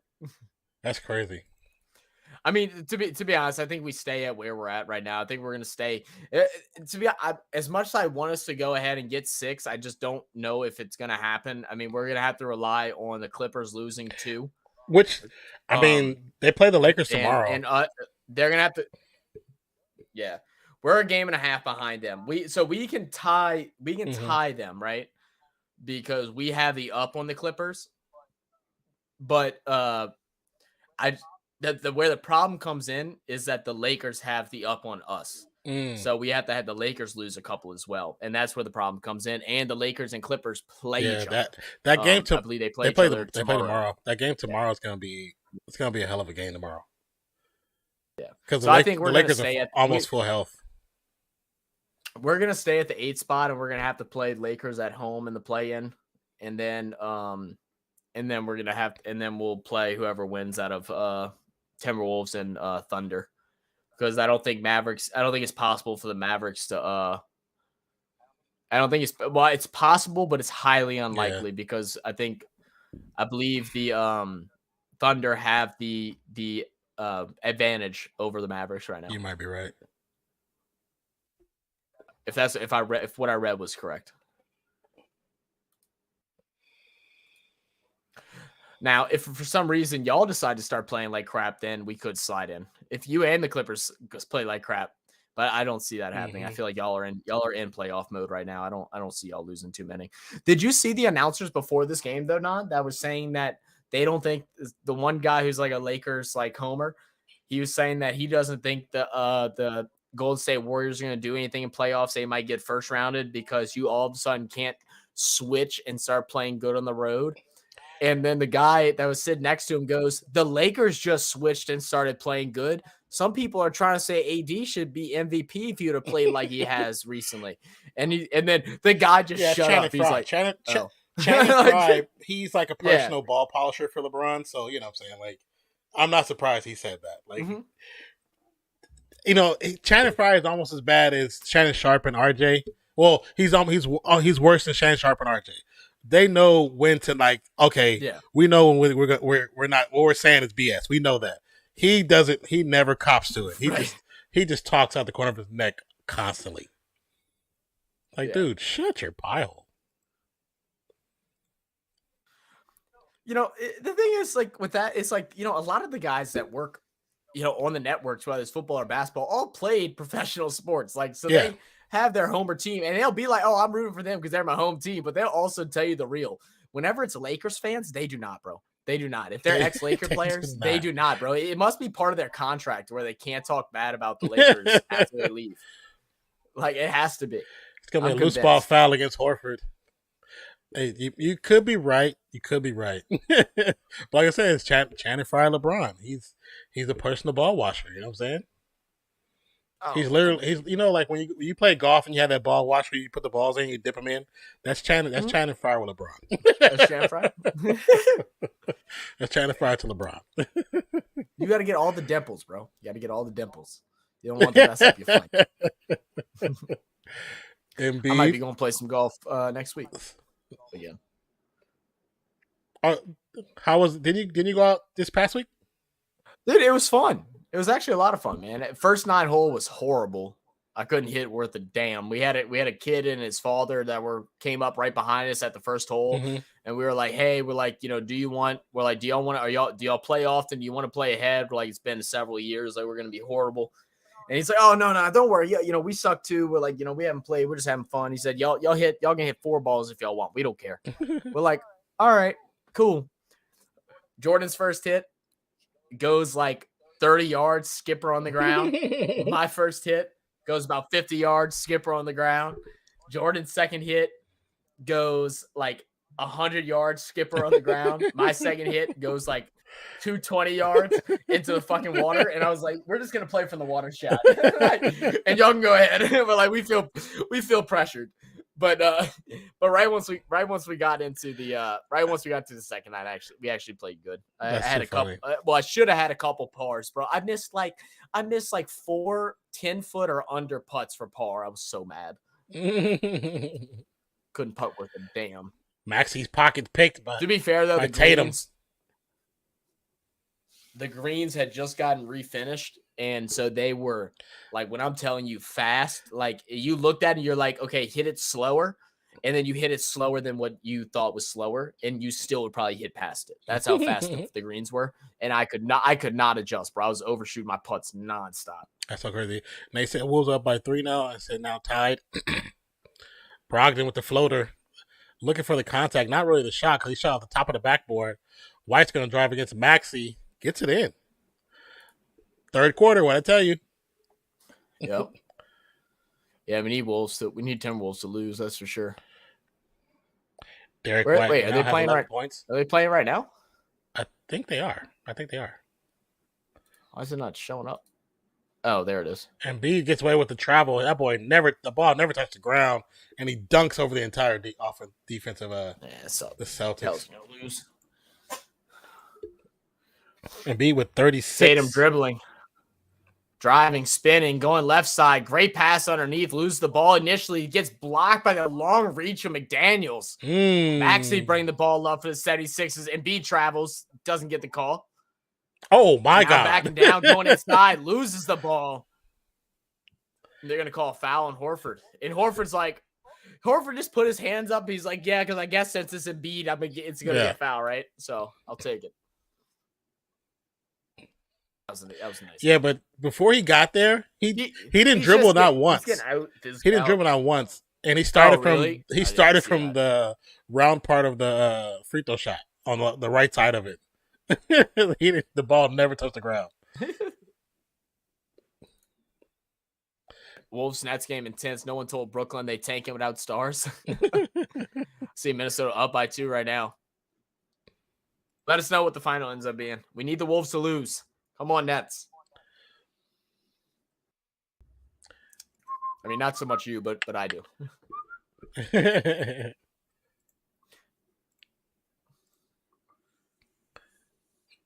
To MVP chance, he makes the second free throw. 72-67, 25 seconds to go. 10 to third. White just constantly carrying, standing there. Brogdon. Made up by 2. Brogdon's going to drive against McDaniels. Maxey! The rim. Maxey from 3. Oh. Why didn't go for the alley-oop? That would have been a lot better. That would have been nasty. Finish the game. Finish the quarter off. Because he was right there, too, in front of the 3 defenders. I wanted to say something earlier. I forgot. It just showed up again. So you know how we were talking the other day, like the when you watch League Pass, you can watch like the dance cams and stuff like that inside the stadium. And now, as a cameraman, normally they say, find the children and find the ladies, right? So the Pelicans have been doing opposite just as of the last 2 weeks where they've been finding guys. And dude, it's hilarious. You know what? These dudes are going insane, bro. They're going insane. And it's almost bringing out better content. Dude, they got these 2 guys that are in straight sync just doing a full-blown dance. One dude's in a Winnie the Pooh costume. What the hell is going on? That's so funny. They were doing the what's it called? When you come across, what the hell is that dance move called? You go up. They were doing that. Dinwiddie has outplayed Kyrie since the trade easily. Oh, okay. Dinwiddie's a baller, man. The thing is, they messed up by getting rid of Brunson, by letting Brunson walk. That's where they messed up at. Yeah, that was the start of the semi-downfall. You saw what Brunson could do as a number one, and then you decide to say that Luka doesn't have any stars around him, and then get rid of the guy that was going to be the star. Yep. But Luka's going to have to do a lot of work in the offseason of playing off ball and playing with other players. He can't always have the ball in his hand. He's James Harden 2.0, or Houston James Harden 2.0. He also has to actually play defense. I watched it's probably 3 games ago, and was it the Warriors playing? I have to remember what game. Well, anyways, it's in the last 2-3 minutes of the game. The team point guard comes down. I want to say it was the Warriors, but I can't remember. Point guard comes down, and he's guarded by Dallas' point guard. Luka is in no man's land, but hedges over like he's going to be the secondary defender in the paint, top of the paint, while the point guard's at the 3. So the point guard drives to the right-hand side to the rim, and Luka just stands there. And then when the point guard scores, he has his arms out like it's somebody else's fault. Like, dude, if you took 2 steps over, you stop the point. You stop it.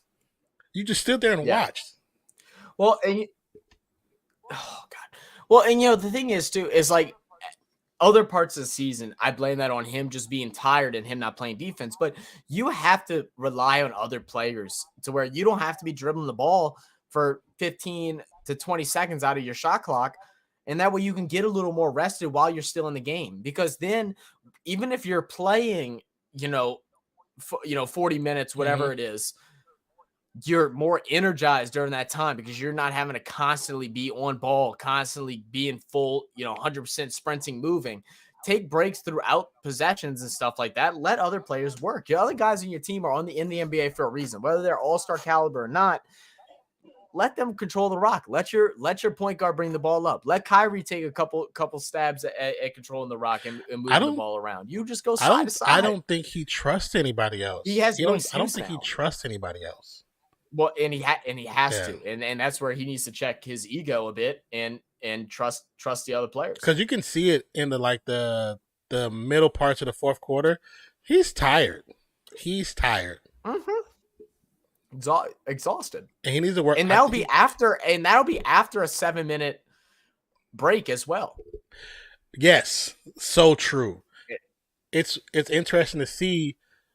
Like Luka needs to work on his stamina. Like big time work on his stamina. Yeah.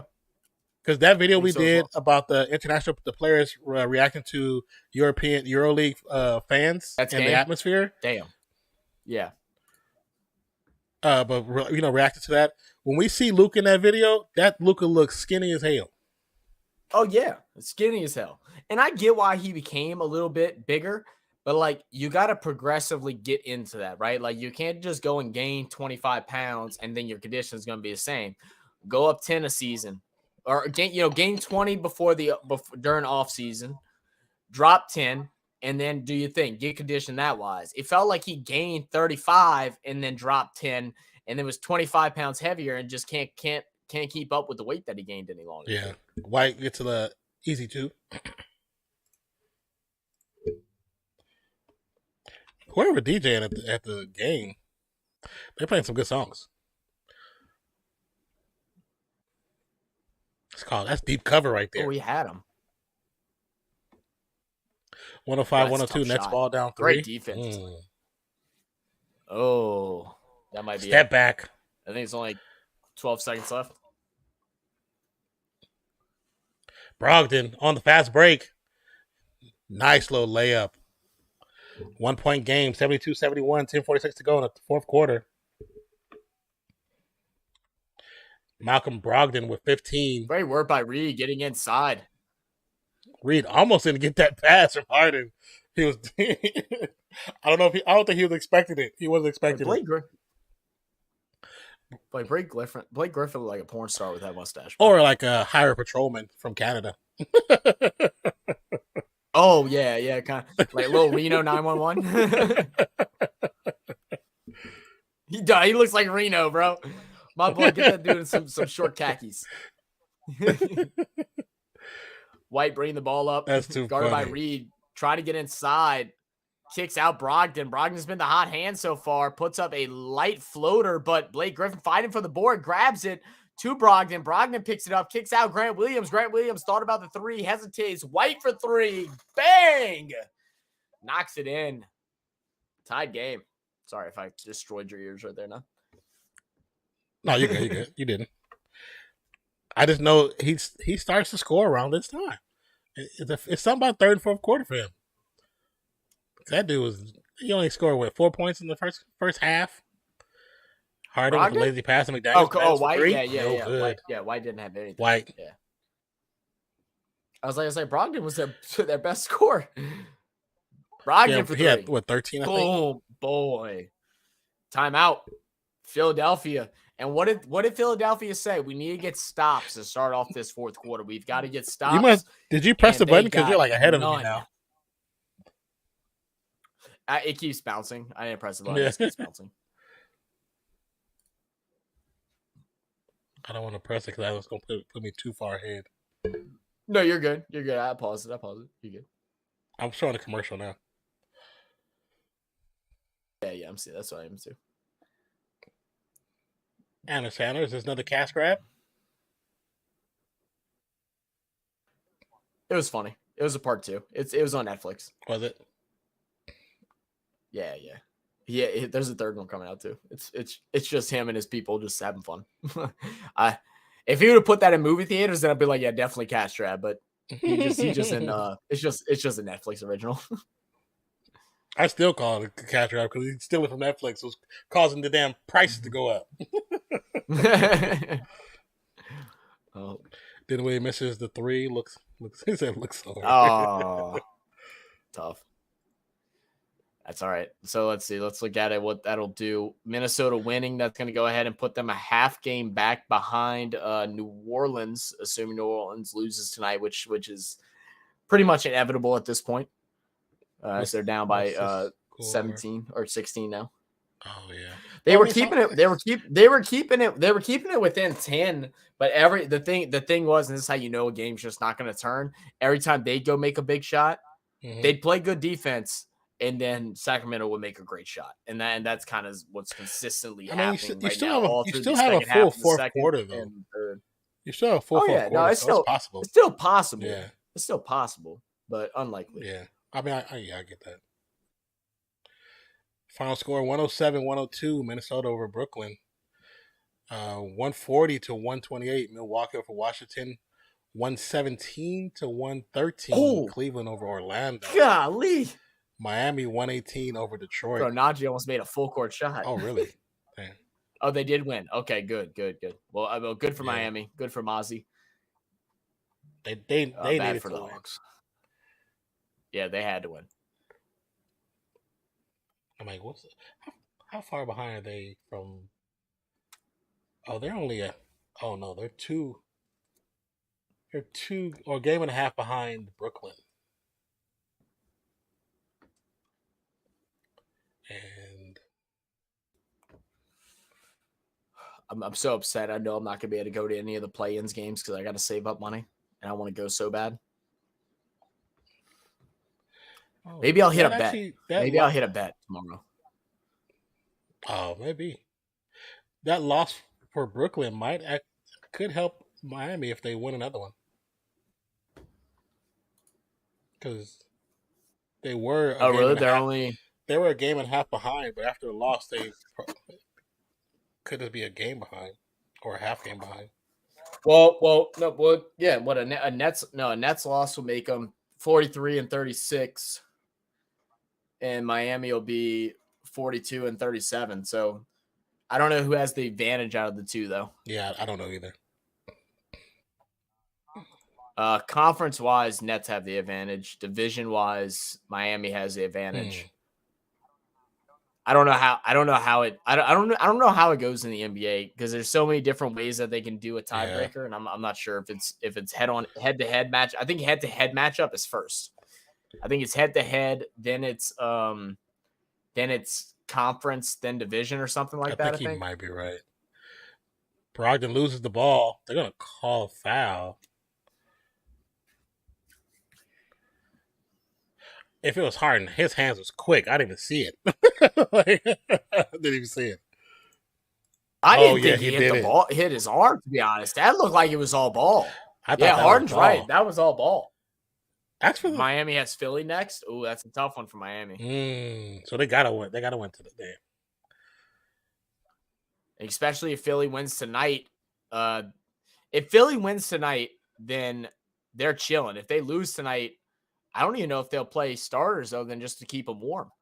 Because I don't think Cleveland Cleveland can catch up to them. So yeah, no, they'll have to play starters. I think they would still play them because of last year when they didn't play. That hurt them in the long run. Yeah, they came out slow. Yeah, true. Hey, they playing some Black Rob. Whoa. What? Tobias, why the heck would you catch the ball like that? That pissed me off. Yeah, you could have caught it with two hands and went back into a quick jump shot. Harden, double team in the baseline. Or get blocked. Ball goes out of bounds. Or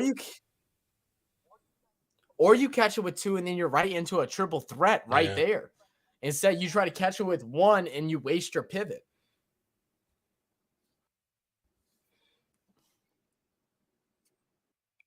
Harden should let the ball go, and it would have been their ball. White. Oh Lord. Long 3. And air ball. It was a pass. It was a pass. Brogdon. He's gonna get a foul call. Orlando Wizards to end, so 2 out of 3. What does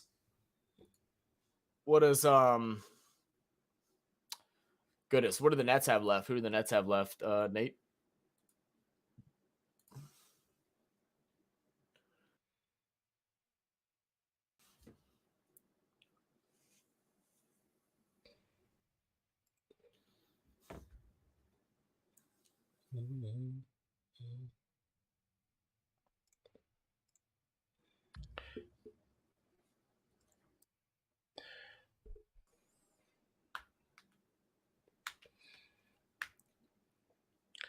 Bucks and Bulls. That's a pivotal game. Oh, actually, every game tomorrow is pivotal. Brogdon missed both free throws. That's not a good look there, Brogdon. Here comes Marcus Smart. 76ers get free chicken because of the misses. Just no one's going to defend him? Step back. What was that? He's been making it from there all night. I would guarantee he's 85% from that spot all night. And you're just not going to defend him? That's his Chris Paul spot. Tie game. 7:32 left to go. Great drive. White. Great drive by White. Drive. Nice drive. Like that. Yeah. Not even say about that. As his Harden's late. Another thing about Harden, he plays defense for like 2 seconds. Once you get past him, and then he let you go. It's like a matador. He just olays you. He'll play when you're up front, and then he's just like, oh, the help will get him. It's the LeBron thing. LeBron does that too. I'm like, dude, you have such a long range. Just play a little defense. You can shut down anybody. Embiid with 42. You said 50. You said you called 50. So they have this basically the same schedule. I mean, Orlando Wizards. I guess Wizards are a little bit better than Detroit. So it looks like it'll probably stay the same. The only way it doesn't is if one beats Philly, one team or whatever. Miami's going to have to go 3-0, and then Nets are going to have to go. What 2-3 or whatever. 2 wins, 1 loss. And then it'll depend on what the matchup is against them, because I don't know what their series is like. Let me see if I can search it. Nets. Where's Mozzie at? I'm sure he would know off the top. So with Toronto's win Nets over Charlotte, Nets officially clinched their play-in berth spot. They clinched their spot. Toronto did? Yeah, they just did. I got you.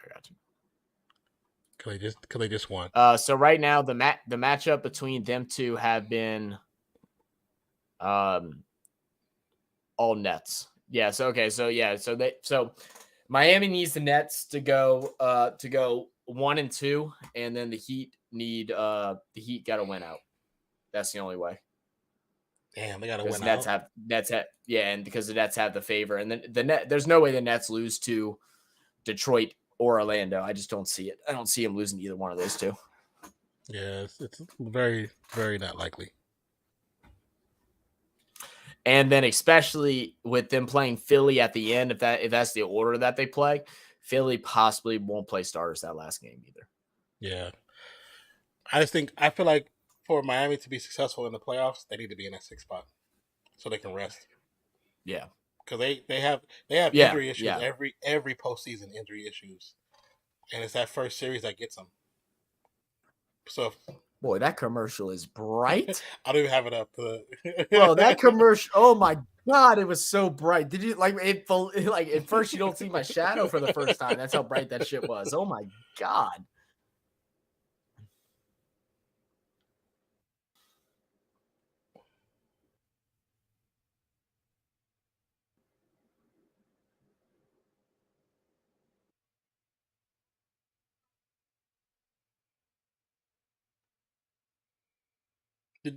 Oh, great dunk by Did Trey. you see the Spider-Verse trailer?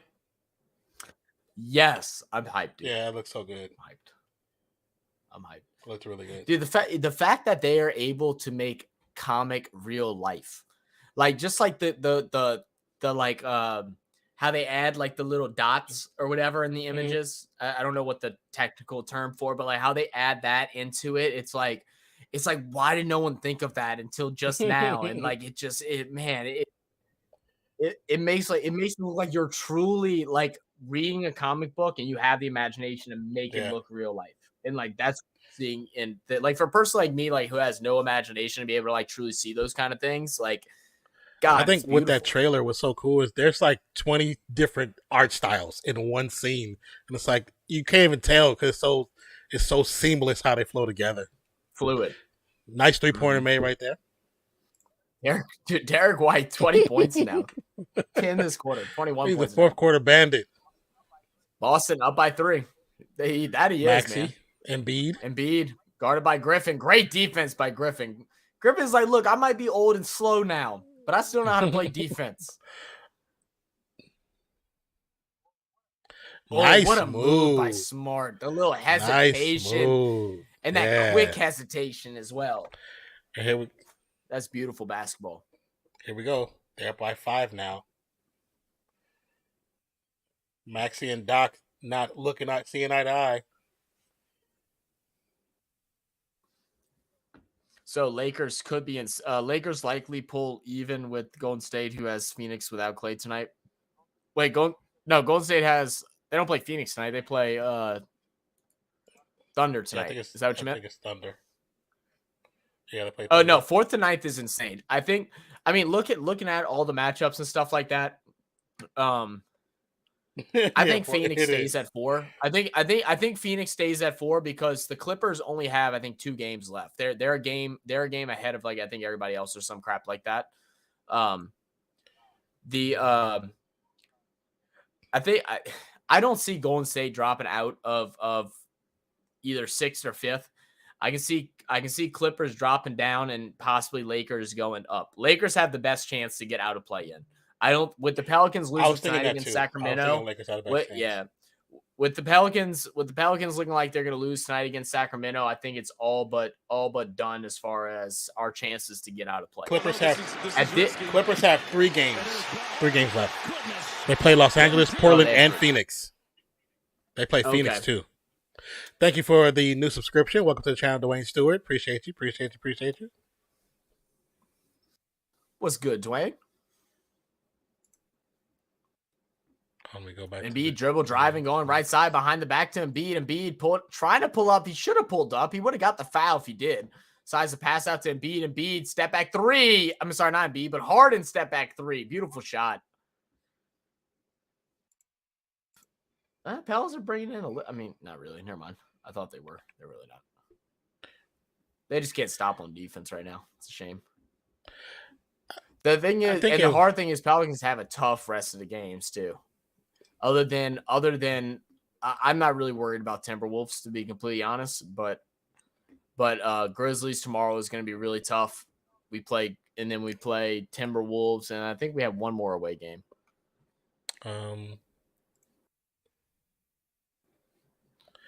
We'll go look at it real quick. I'm pulling up right now. We have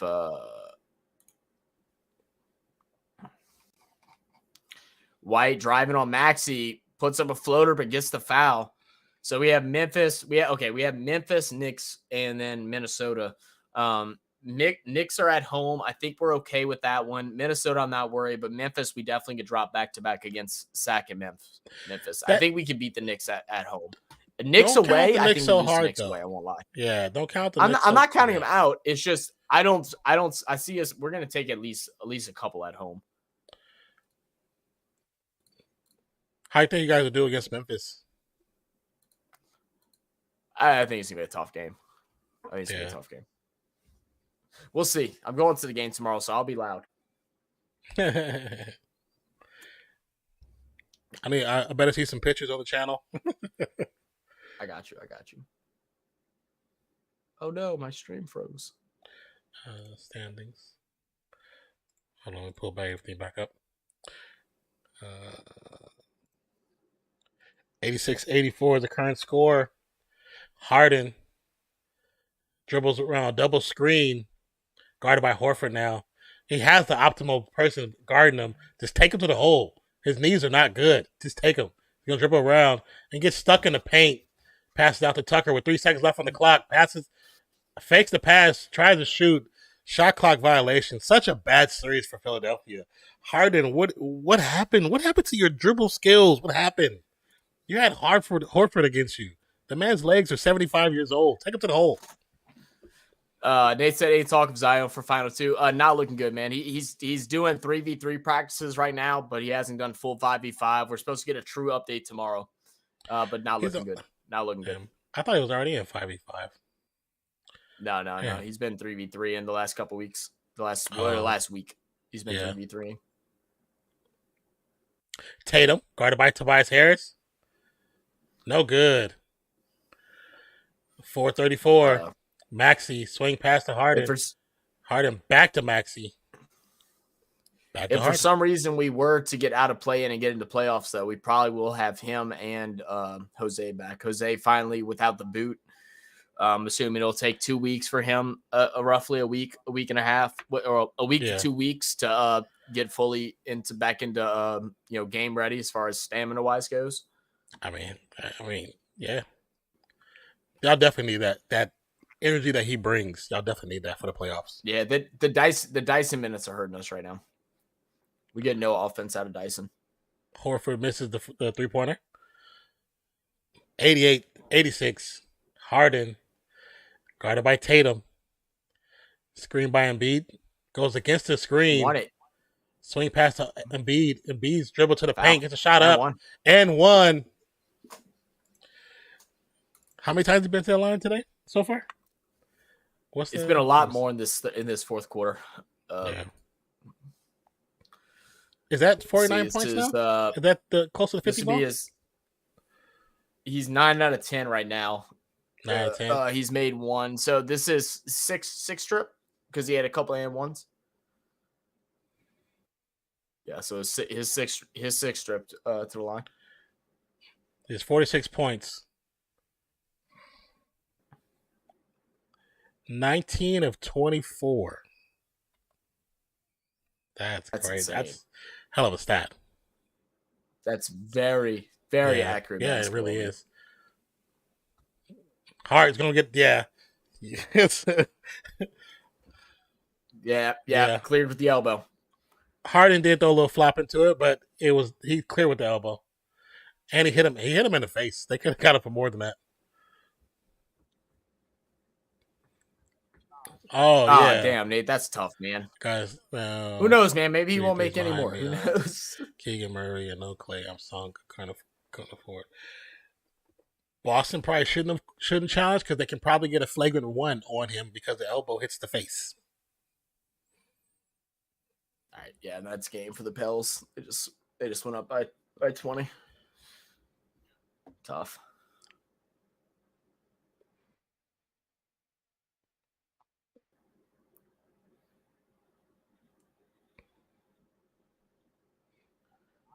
I'd say I am so impressed, but man, bro, Sacramento might go to the finals, bro. It's possible. Definitely possible. They have a great team. Very good team.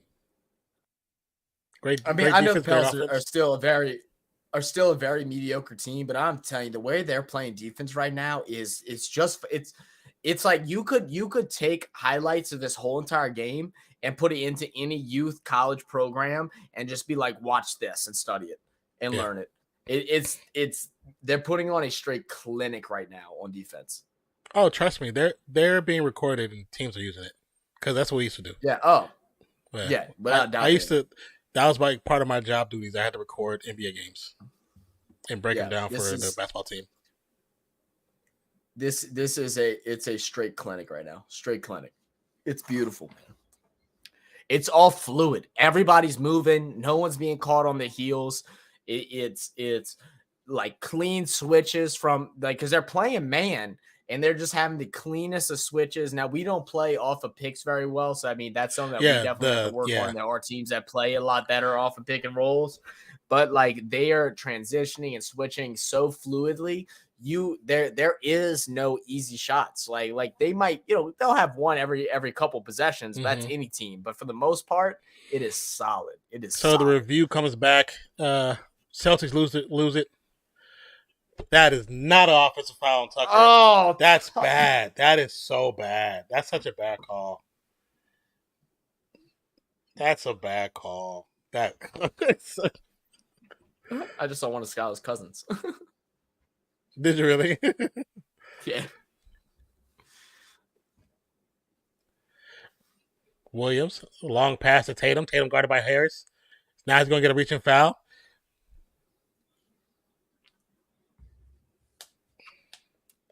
It's going to be 5 team fouls. Once again, I feel like certain teams just get calls during certain times. It just feels like it sometimes. Just a little. Just a little.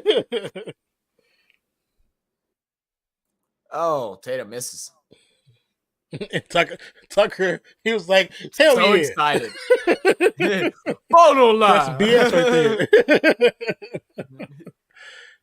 Tatum only has 18 points. He went on a killing for a little bit, and then it just died. It's been all Kobe White and Brogdon. Tied up, 8-9 all. Yep. Got a close game. Wrapping up this fourth, 3 minutes left. Harden bringing the ball up for the 76ers. Guarded by Tatum. Gets a high screen from Embiid. Harden's backing up. They wanted to switch. Embiid now with Tatum. Trying to get to a spot. Has Tucker in the corner, and that's Tucker's spot. Bottom. There we go. 92-89, 2:43 and counting. Williams, guarded by Tucker. Swing pass to White. Williams. White now with Maxey on him. Passes out to Tatum. Tatum guarded by Harris. Harris taking all space.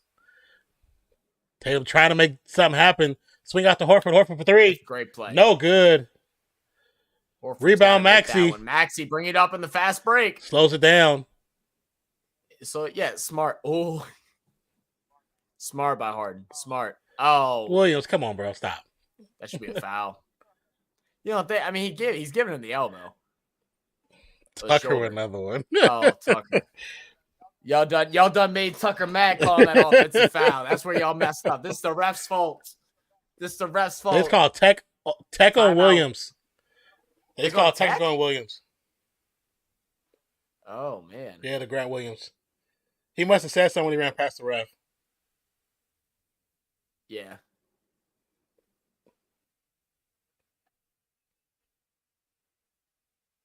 Oh, yeah. See, here's the problem I have with that. The guy he's talking to, ref number 42, that has 42 on him, he doesn't even care. He just listens to him. The other ref is the one that calls the tech. He's just listening. He just calls you're getting mad for your number 7, the one that has 72 called the tech.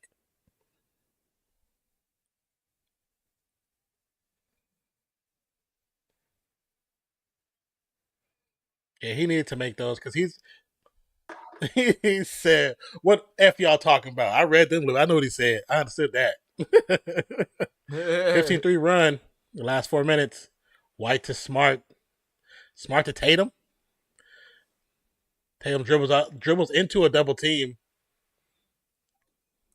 I hope we see this matchup in the playoffs. Horford after the kick. It's good. Ooh, good shot, Horford.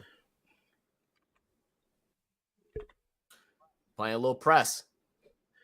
Embiid guarded by Smart. Gets the screen from Embiid. Harden bringing the ball up. Still guarded by Smart. Trying to burn some of this clock. Gets it down to Embiid down low. And he just spins right off him. Why do y'all have this little man guarding him? It don't make sense. That was nasty. 50 called points. The 50 ball. Called it at the beginning of the first quarter. Williams for 3. It's good. I should have placed the in-game bet. Yeah, you should have played. You should have made a bet. You would have had that money. Big bucks, no whammies. That'd have been my money to go to a There you playing go. game. Maxey, guarded by Smart, waiting for the play to develop. 1 minute left in the game. Nate said Keegan with 7. Deck. What's good, What up, brother? Deck? Appreciate you sticking by. Long pass 95. to Tucker. Tucker Corner. for 3. Another one. He makes it from the left side. He can make it from the right, too. He's ambidextrous in this mug. 1-on-1. 48 seconds to go. Smart's going to drive against Tucker. Gets stripped, but they're going to call a foul.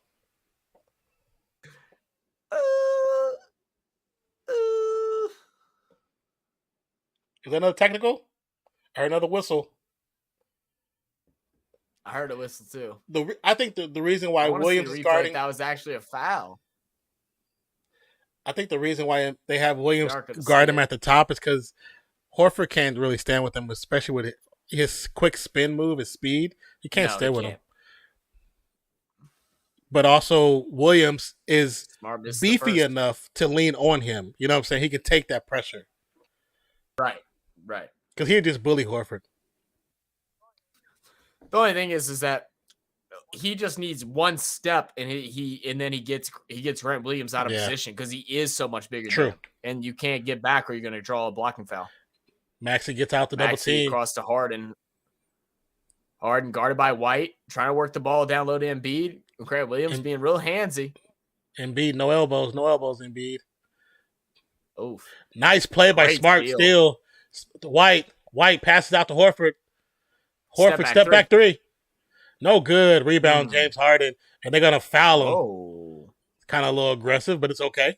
Yeah. A little, you know. They both like too much dip on that chip. A little dip on the chip. That's all it was. Excuse me. They playing the song. I'll see people in the stands doing the TikTok dance. Like, God dang it. Oh, God. That's why when the trailer comes on for Blue Beetles, like, they really start out with this song.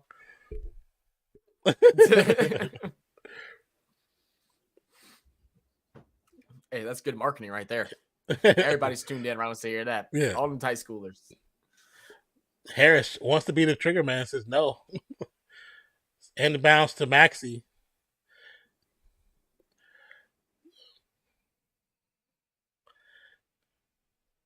Maxey gets the ball.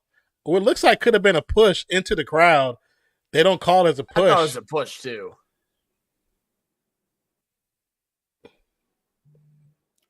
That's a push. It's a light push. It's a light push. It ain't a big push. It's a light push. It's a light push. But I think it's still enough to cause him to move out that way. Yeah. I mean, you know what the intentions were on it. You know what I mean? The problem I have with like a lot of the rule calling is it's like with NFL. They don't believe in physics. Like there's only certain outcomes that can happen. You know what I'm saying? There's only one way it can go. And the way they want them to change direction or stop or not do certain things, it's physically impossible. But yet you want a defensive player to stop before he hits a guy. That's physically impossible. Right. Physically impossible, right. Unless you're going to put jets on me so I can press the button and they're going to push me backwards, there's no other way I can stop this. There's no other way. Right.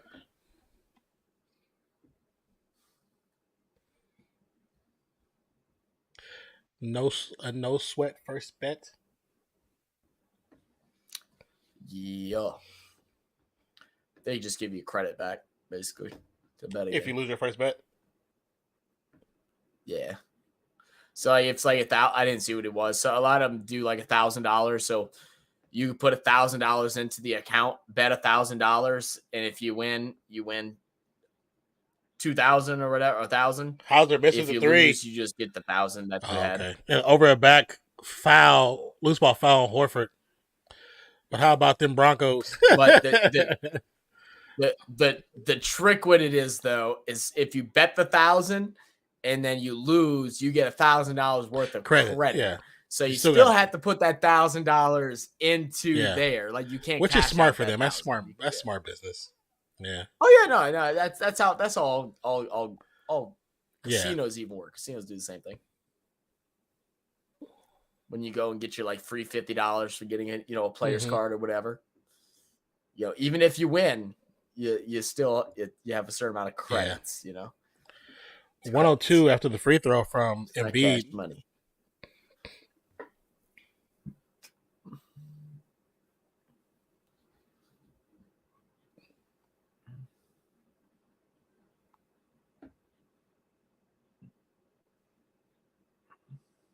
Embiid makes both from the line. Embiid has been I think he's only missed one from the line, right?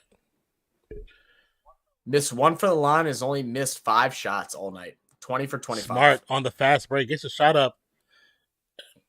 They gave him the points. Embiid trying to solidify his MVP race. He's saying, I am the MVP. Do not even think about giving it to anyone else. And I respect it. Oh, yeah. Playing against one of the top teams in the world right now, in the country. It's supposed to be the best defensive team. Come out and drop 52. White hits a 3 and gets the foul. When I told you, White wakes up for some reason in the fourth quarter. Boy, oh boy. That's not what you wanted. That's not what you wanted as a 76ers fan right there. Oh my.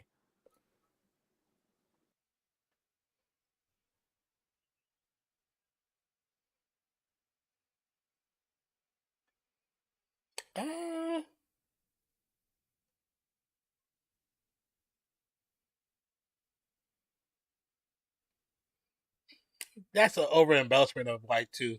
It is over embellishment. I think it might still be a foul, but I don't have to see. I have to fully see it in slow motion. I mean, regardless,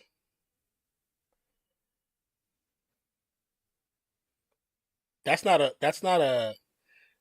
a basketball move, as they would say. Look at the legs. He wasn't coming off a screen to shoot that. That was a set shot. Those legs should not have went that way. They should have went that way. That shouldn't. And that happens nonstop. It's nonstop. They try to make that rule into something and try to like stop it from happening, but it just doesn't. Nate said, "How about them Broncos? Broncos, they still tearing it up. Nate, they still successful challenge by Philly. They said no call, which is right. That's a right. Philly's going to call timeout with 2 seconds left. Great work by Philly. So he pretty much used the challenge, get the timeout back, call the timeout right back behind it. Smart play. It's just an inbound pass and 2 free throws. A clean inbound, 2 free throws.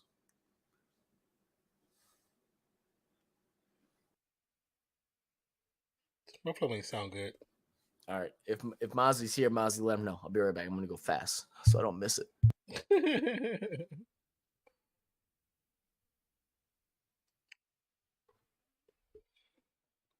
I know Zach is going to be at the game tomorrow. We did discuss possibly doing the game before we knew he was going to go to the game. We did discuss possibly doing the Lakers and Clippers tomorrow, which I may still do. I'm just not sure yet, so I may do that tomorrow. And then on Thursday, we talked about there's a game. I just can't remember right now. My brain is not working properly. Thursday. Oh, the Denver and Phoenix game. Nuggets versus Phoenix. Yes. Phoenix Nuggets. So I might still do the Lakers and Clippers tomorrow night. I think it's going to be an interesting game. So, if you do the game, let me know because I'll be back home. I'll be back home around like 10:30, 11, something like that. So, unless the game gets stretched out into overtime, so I'll even come pop in because I'm definitely gonna be watching that game on my phone as I'm leaving the stadium because it's a very important one for our seating as well.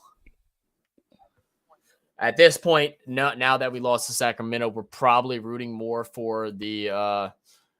We're going to be rooting more for the Clippers now, since the 6th spot is probably just about out of reach for us. So a Lakers loss is going to be huge. Yeah, it actually will be with huge us trying to potentially jump up and get that home crazy court advantage for the Lakers for since Halftime. 17, sorry. Oh, inbound from. It's gonna be offensive foul. No way. But if you notice, everybody in Philly was pushing Celtics. Everybody players. was. No, everybody was. Everybody was. You aren't lying. Everybody was. This is risky. I don't know. Okay, now I don't know. I don't know if that's a foul. I don't know. He was holding on to Embiid. What's good, Misak? Welcome to the channel. Oto? Appreciate you. I don't know if that's a foul. I don't know if that's actually a foul. Yeah.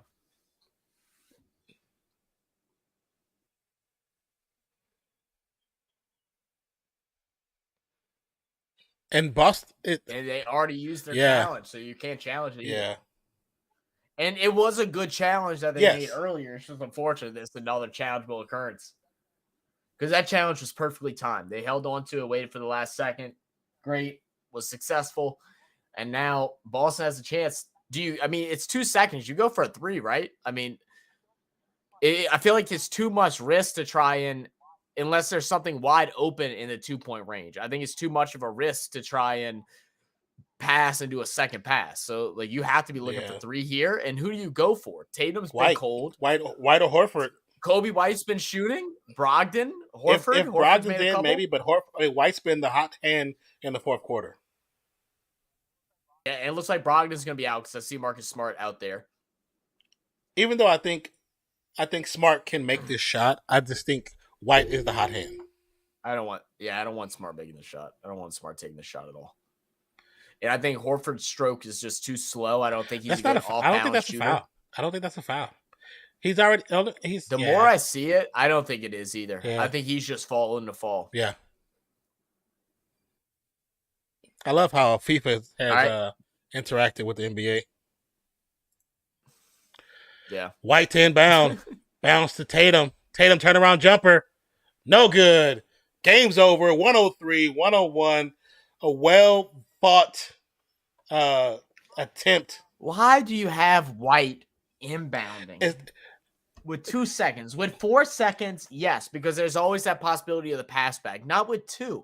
Have Marcus Smart inbound the ball, and then you go from there. Or you sub somebody in with someone that you feel comfortable making. I would have Horford inbound. Horford's a better inbounder. And he had White. He should have passed it to White for a 3-point shot. I just don't know if there was enough time. That's why you can't do that with only 2 seconds left. Yeah.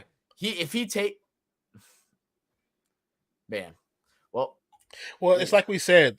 White was the hot hand. Tatum was not. I probably even would have had Tatum do the inbounding because they know if Tatum's inside, he's in the paint. They know he's getting the rock. You know where he's going. That's why they sent They sent length and one of their best defenders at the same time. They knew what they was doing. Yeah. Yeah. Exactly. But I would have had Horford inbound. Mm-hmm. That's why I would have. That's going to go ahead and wrap up that game. And what a absolute dominant showing for Joel Embiid as we hear his interview right now. Let's see what he has to say.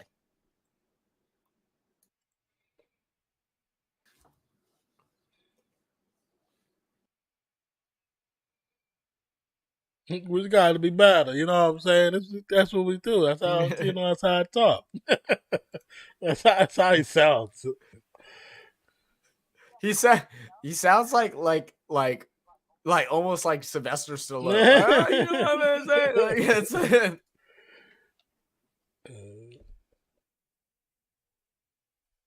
I'll tell you what though, I like the series, and this is how you know it's playoff time.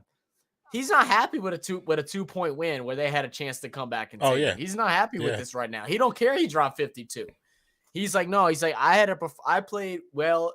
And my team played well, but defensively, we allowed them to come back, and we weren't able to beat them by 20. Yeah. And it's not like he put up 52 and took 40 shots. He took 25 shot attempts. Yeah. Made 20 Very efficient. Very efficient game. I mean, what's that? What's that, 80%? I believe. I believe. Yeah, 80%. That's 80% accuracy right now shooting. And the fact that he shot 80% while the rest of their team, including him, only came out at 50%, I'd be a little upset too. I mean, Tobias Harris, Maxey both had off games tonight, only shot 2 for 8, the pair of them. Harden kind of popped off a little bit in the first half, was cold in the second, only finished with 7-17. It did get 20 points. But off the bench, the lack of points off the bench is going to hurt them in the playoffs, because it didn't feel like any of them even belonged out there on the NBA court. Yeah. I think Reed had a couple of decent things just playing underneath but McDaniels had, the 2 3-point shots. But other than that, Niang, no reason why he should be an NBA court. Not from what I've seen tonight. Not saying that he's not a great player. House came in. He only came in for a minute. That didn't matter. Melton comes in for 19 minutes, gets 0 points. 0 for 4 shooting, 0 for 3. 19 minutes, 0 points. These are things that can't happen. 19 minutes, 0 points. These are things that can't happen. He played the most amount of minutes off the bench for this team, and he had 0 points and only 1 assist and 1 steal in that whole entire time. So what were you in there for? Were you just a body? Were you just a body? Yeah. Maybe just a defense. I mean, defensive body. Possibly. I mean, maybe he is good on defense. There are some things that don't show up on the box That's score. crazy. And I wasn't paying attention. That's a crazy stat. That is kind of insane. You got 1 assist and 1 steal. The big shots for PJ Tucker, he made all 3 of his 3-point shots in that little stretch right there in the fourth, where he went 3 for 3, had 11 points. That worked out good for him. We know PJ Tucker is that defensive guy, but that can make a bucket when he gets the opportunity, and he got 3 of them, and he knocked down all 3, which is huge. Maxey and Harris both, I need them to step up just a little bit more. I mean, 5 points for the pair of them is just not good offense. I mean, they both put up 8 shots. And there was times where on the court, whenever Embiid wasn't there, I know Embiid was the main, focus whenever he was on for offense, but you got to create your own buckets as well. And I expect a lot more, especially out of Max, who had such a great year last year. And this year just feels like it hasn't been, at least the games that I've watched, has been anticlimactic. Yeah. Yeah. I missed the Maxey that we saw last year. That Maxey who was mad at Harden for Harden playing trash was so good. It was so good. Right. And then when we take a look over at the Celtics, Tatum finished with under 20 points. White, who didn't get but like 5 points in the first half, finished off with 26, leading the team. And again, another team with no production off the bench. The only person to score for the Celtics off the bench is Brogdon. I'm seeing nothing but donuts on this dang stat sheet right now for their bench players, and that is that's, again, when it comes to, I get it, when you get into playoffs, you're going to play 5 + 2, maybe +3, and the fact that you have Brogdon, the only one that even puts out an effort. I understand that White or Grant Williams is going to be coming off the bench for Jaylen Brown, whoever they decide to make that switch for. But man, you can't be putting up 4 zeros, right? Coming off the bench. We're talking about 16 minutes, 13 minutes, 3 minutes, 8 minutes, 0 points for all of them. Well, looking at the Celtics roster, right? We Williams, Tatum, Horford, Smart, White, and Brogdon. We know those guys are going to play in the playoffs. We know those 6 are going to play. There's 4 of the guys, two that DNP'd, and more likely will not play in the playoffs. Cabangale and Davidson more likely won't play in the playoffs at all. So out of the 4 left, because Williams is hurt, so he's not going to be here unless they make a deep run and he can show up in the latter parts. Out of these other 4, there's 2 guys that have to show up. And the last several games I've seen this second string play, they've been terrible. Yeah, absolutely terrible. So if they're gonna run a 6-man front through the playoffs, they're not making it out of second round. Well, and the thing is that these starting units are phenomenal. And like that's none to take away from any of them. These starting units are phenomenal. But whenever you have teams like the Cleveland Cavaliers who have finally got veteran presence, they got young players that are ready to come in at any moment and give it their all and give it their best, and they play good team basketball together, that's scary. When you have a team like the New York Knicks, who have been a surprise this year, that have came out and played really good team basketball and gave out full minutes.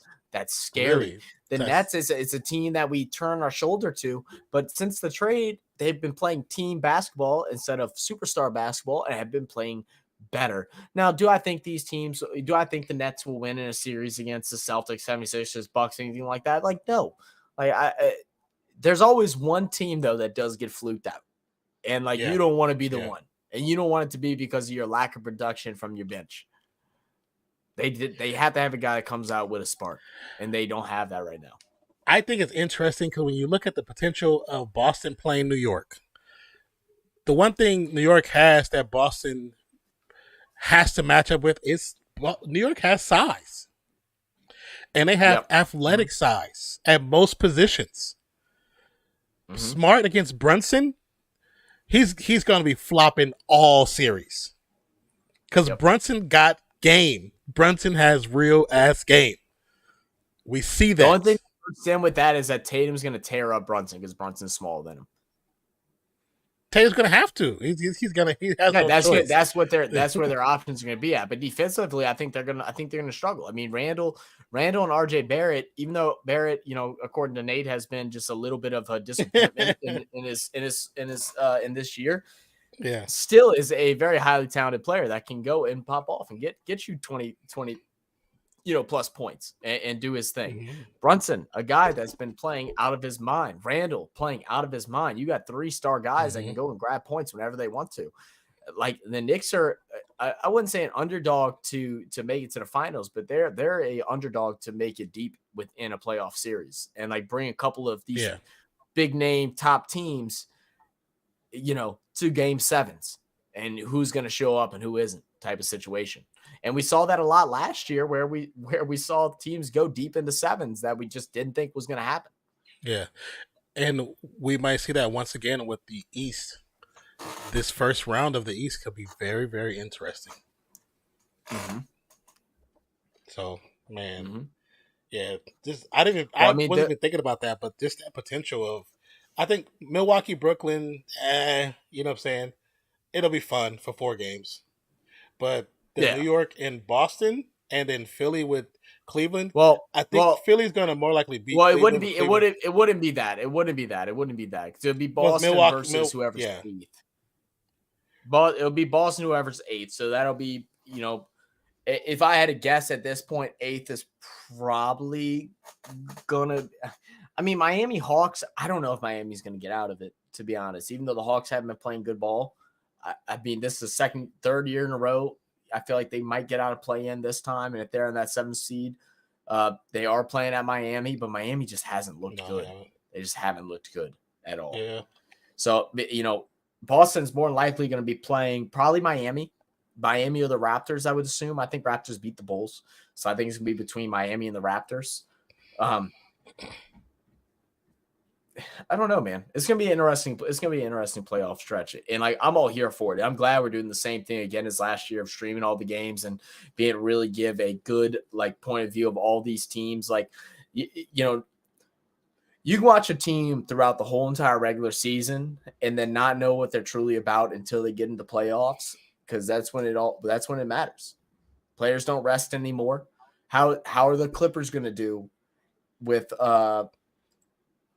Kawhi? Is Kawhi not going to play back-to-backs? Is he going to be, since he hasn't trained his body and has been playing back-to-back games, is he going to be okay with that? How is he going to handle those type of situations?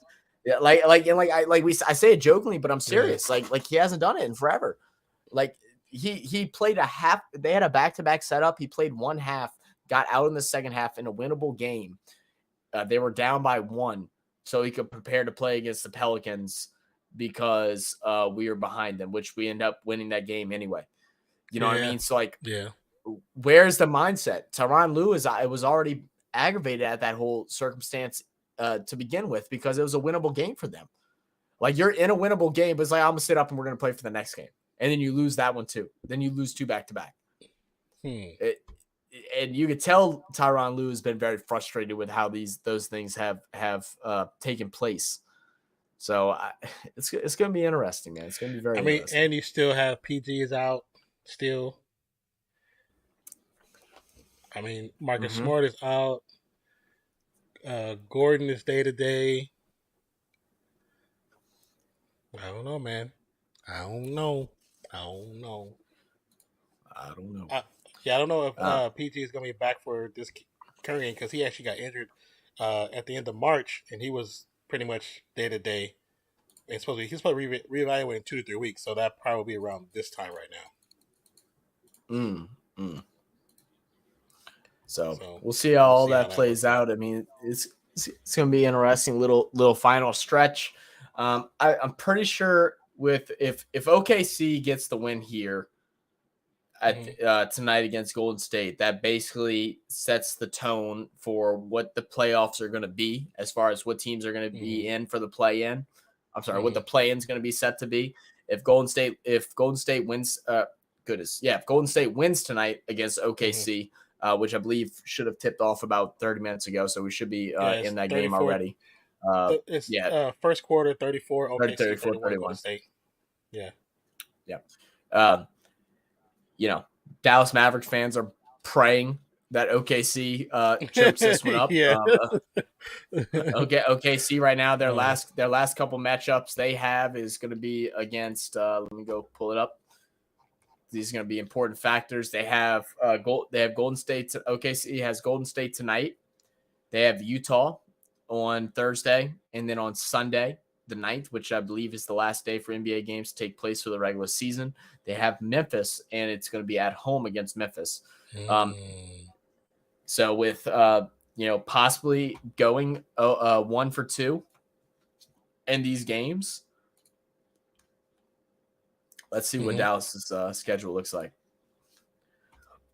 Let's see if it's possible. While you're looking it up, we have there was 13 total votes on the poll. 31% was for the Celtics. 23% for 76ers. Playoffs can't wait. Got 8% and 38% to don't care, but I'm here. We finally don't care about here. Finally wins. Finally wins. So looking at the Mavs schedule right now, they have Sacramento tomorrow. It's a back-to-back, and the Mavericks are well rested. They haven't played since Sunday, where they lost to Atlanta. Sacramento's playing the back-to-back tomorrow. It's going to be at home. If they can win that game, it's in Sacramento. No, it's in Dallas. Oh, okay. It's a home game for Dallas. I think if Dallas can somehow pull together, win that game, it's possible for them to still sneak into playoffs with OKC's remaining schedule. But the thing is, if they go 2 for 1 and OKC goes 1 for 2, OKC has their number and has their advantage. So they have to win out and hope that OKC loses 2. Yeah. So it's still not done, but it's possible. So, we're going to see, and, we're going to, not going to be streaming for the game, obviously for the Golden State game, but we're going to be listening in, and we'll be, I think Non said he's going to be back live tomorrow. More than likely stay, make sure you'll have those notification bells on. Yeah. Houston beat Denver. That's crazy. And so I don't know if you said that notification bells on. I didn't hear it. Oh no, I didn't even see it either. Okay. No. Lakers are up on Utah 84-79 currently. And San Antonio is down, oh my gosh, 42-25. Phoenix is winning. Yeah. I mean, San Antonio. I told you they were in the sweepstake, bro. I told you in the beginning of the year. You didn't want to believe. I was like thinking back. I didn't go rewatch our video, but our predictions really weren't that bad. They weren't that bad. Based off of the current standings in the league, they weren't terrible. They weren't terrible. We still need to do a video or just even a live stream where we go over our NFL picks and how the season ended. We never did that. Yeah, we never did. It's probably a little too late for that one. That's what I'm saying. This one now. I was saying in the live stream. When the playoffs start? When do the play-ins start? The play-ins start on the 11th? I think it's the 11th. So what's the 11th and then the 13th or 14th? I believe so. I don't have it up. I think that's what it is. I just closed it out too.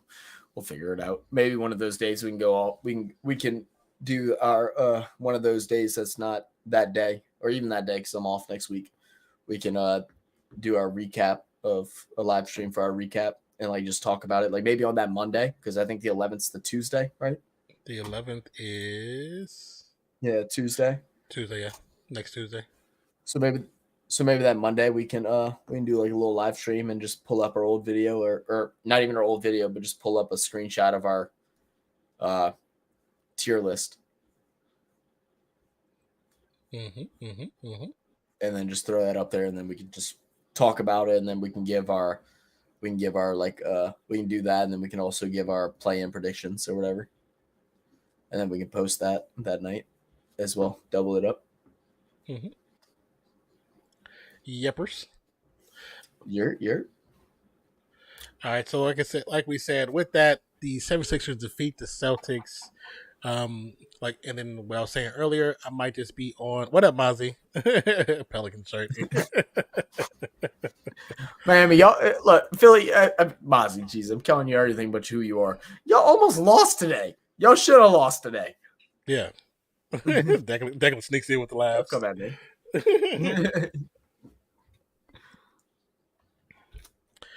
But Zach will be at the game tomorrow. So if you're watching the game, look for him on TV. Talk trash to him and in the IG chat. I may end up doing the Lakers and I may go live tomorrow. on IG for a little bit. We'll see. I might go live on IG for a little bit. That'll be cool. We'll see. I'll try. I'm trying to remember to bring my headphones, and I'll try to go live for a little bit. You said don't matter we're a playoff team. You mean a play-in team? You're a playing team. Right, Mozzie? You're a playing team. Mozzie, we're in the same spot right now. I don't know who you're talking trash to. We're in the same spot, baby. We're in the same spot. Everyone knows that, Zach. You're a play-in team. You're better than me. Get the enunciation correctly. Play-in. Mozzie's English ain't all there. It's all them hits to the head he took from playing league. It's all them hits to the head. That's too funny. He said we making the Eastern Conference Finals, but maybe that's our ceiling. The ECF. You think so? The way you guys are playing? Man, you think you're gonna beat? Well, first off, you realize you'll have to either play you'll have to either play the 76ers or the Celtics for y'all's first playoff matchup. You really think y'all are going to beat them? Because, me personally, bro, I hope we end up getting 8th, right? And we end up playing the Nuggets in the first series because I feel way more comfortable playing the Nuggets than playing the Grizzlies or the Kings. Way more comfortable as a Pels fan. Yeah, you rather play the Nuggets or the Suns. Even with KD, the Suns are still a question mark because they ain't really played together, really. Sixers are easy. Celtics are the difficult one. I don't know. Six look good tonight. And well, for the most part. And B looked really good tonight. Yeah, he did.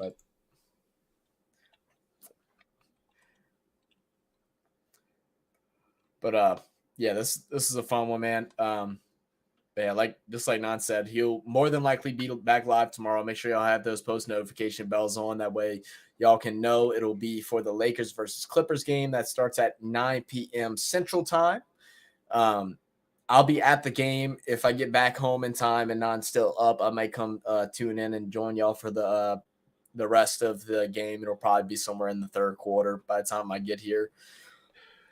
And then we'll have some videos come out next week. I don't think we have any videos planned for this week because we hadn't got to sit down and record. So we probably won't have any edited content this week unless Non has some stuff that he's done solo. I know I might have one. I think I've done.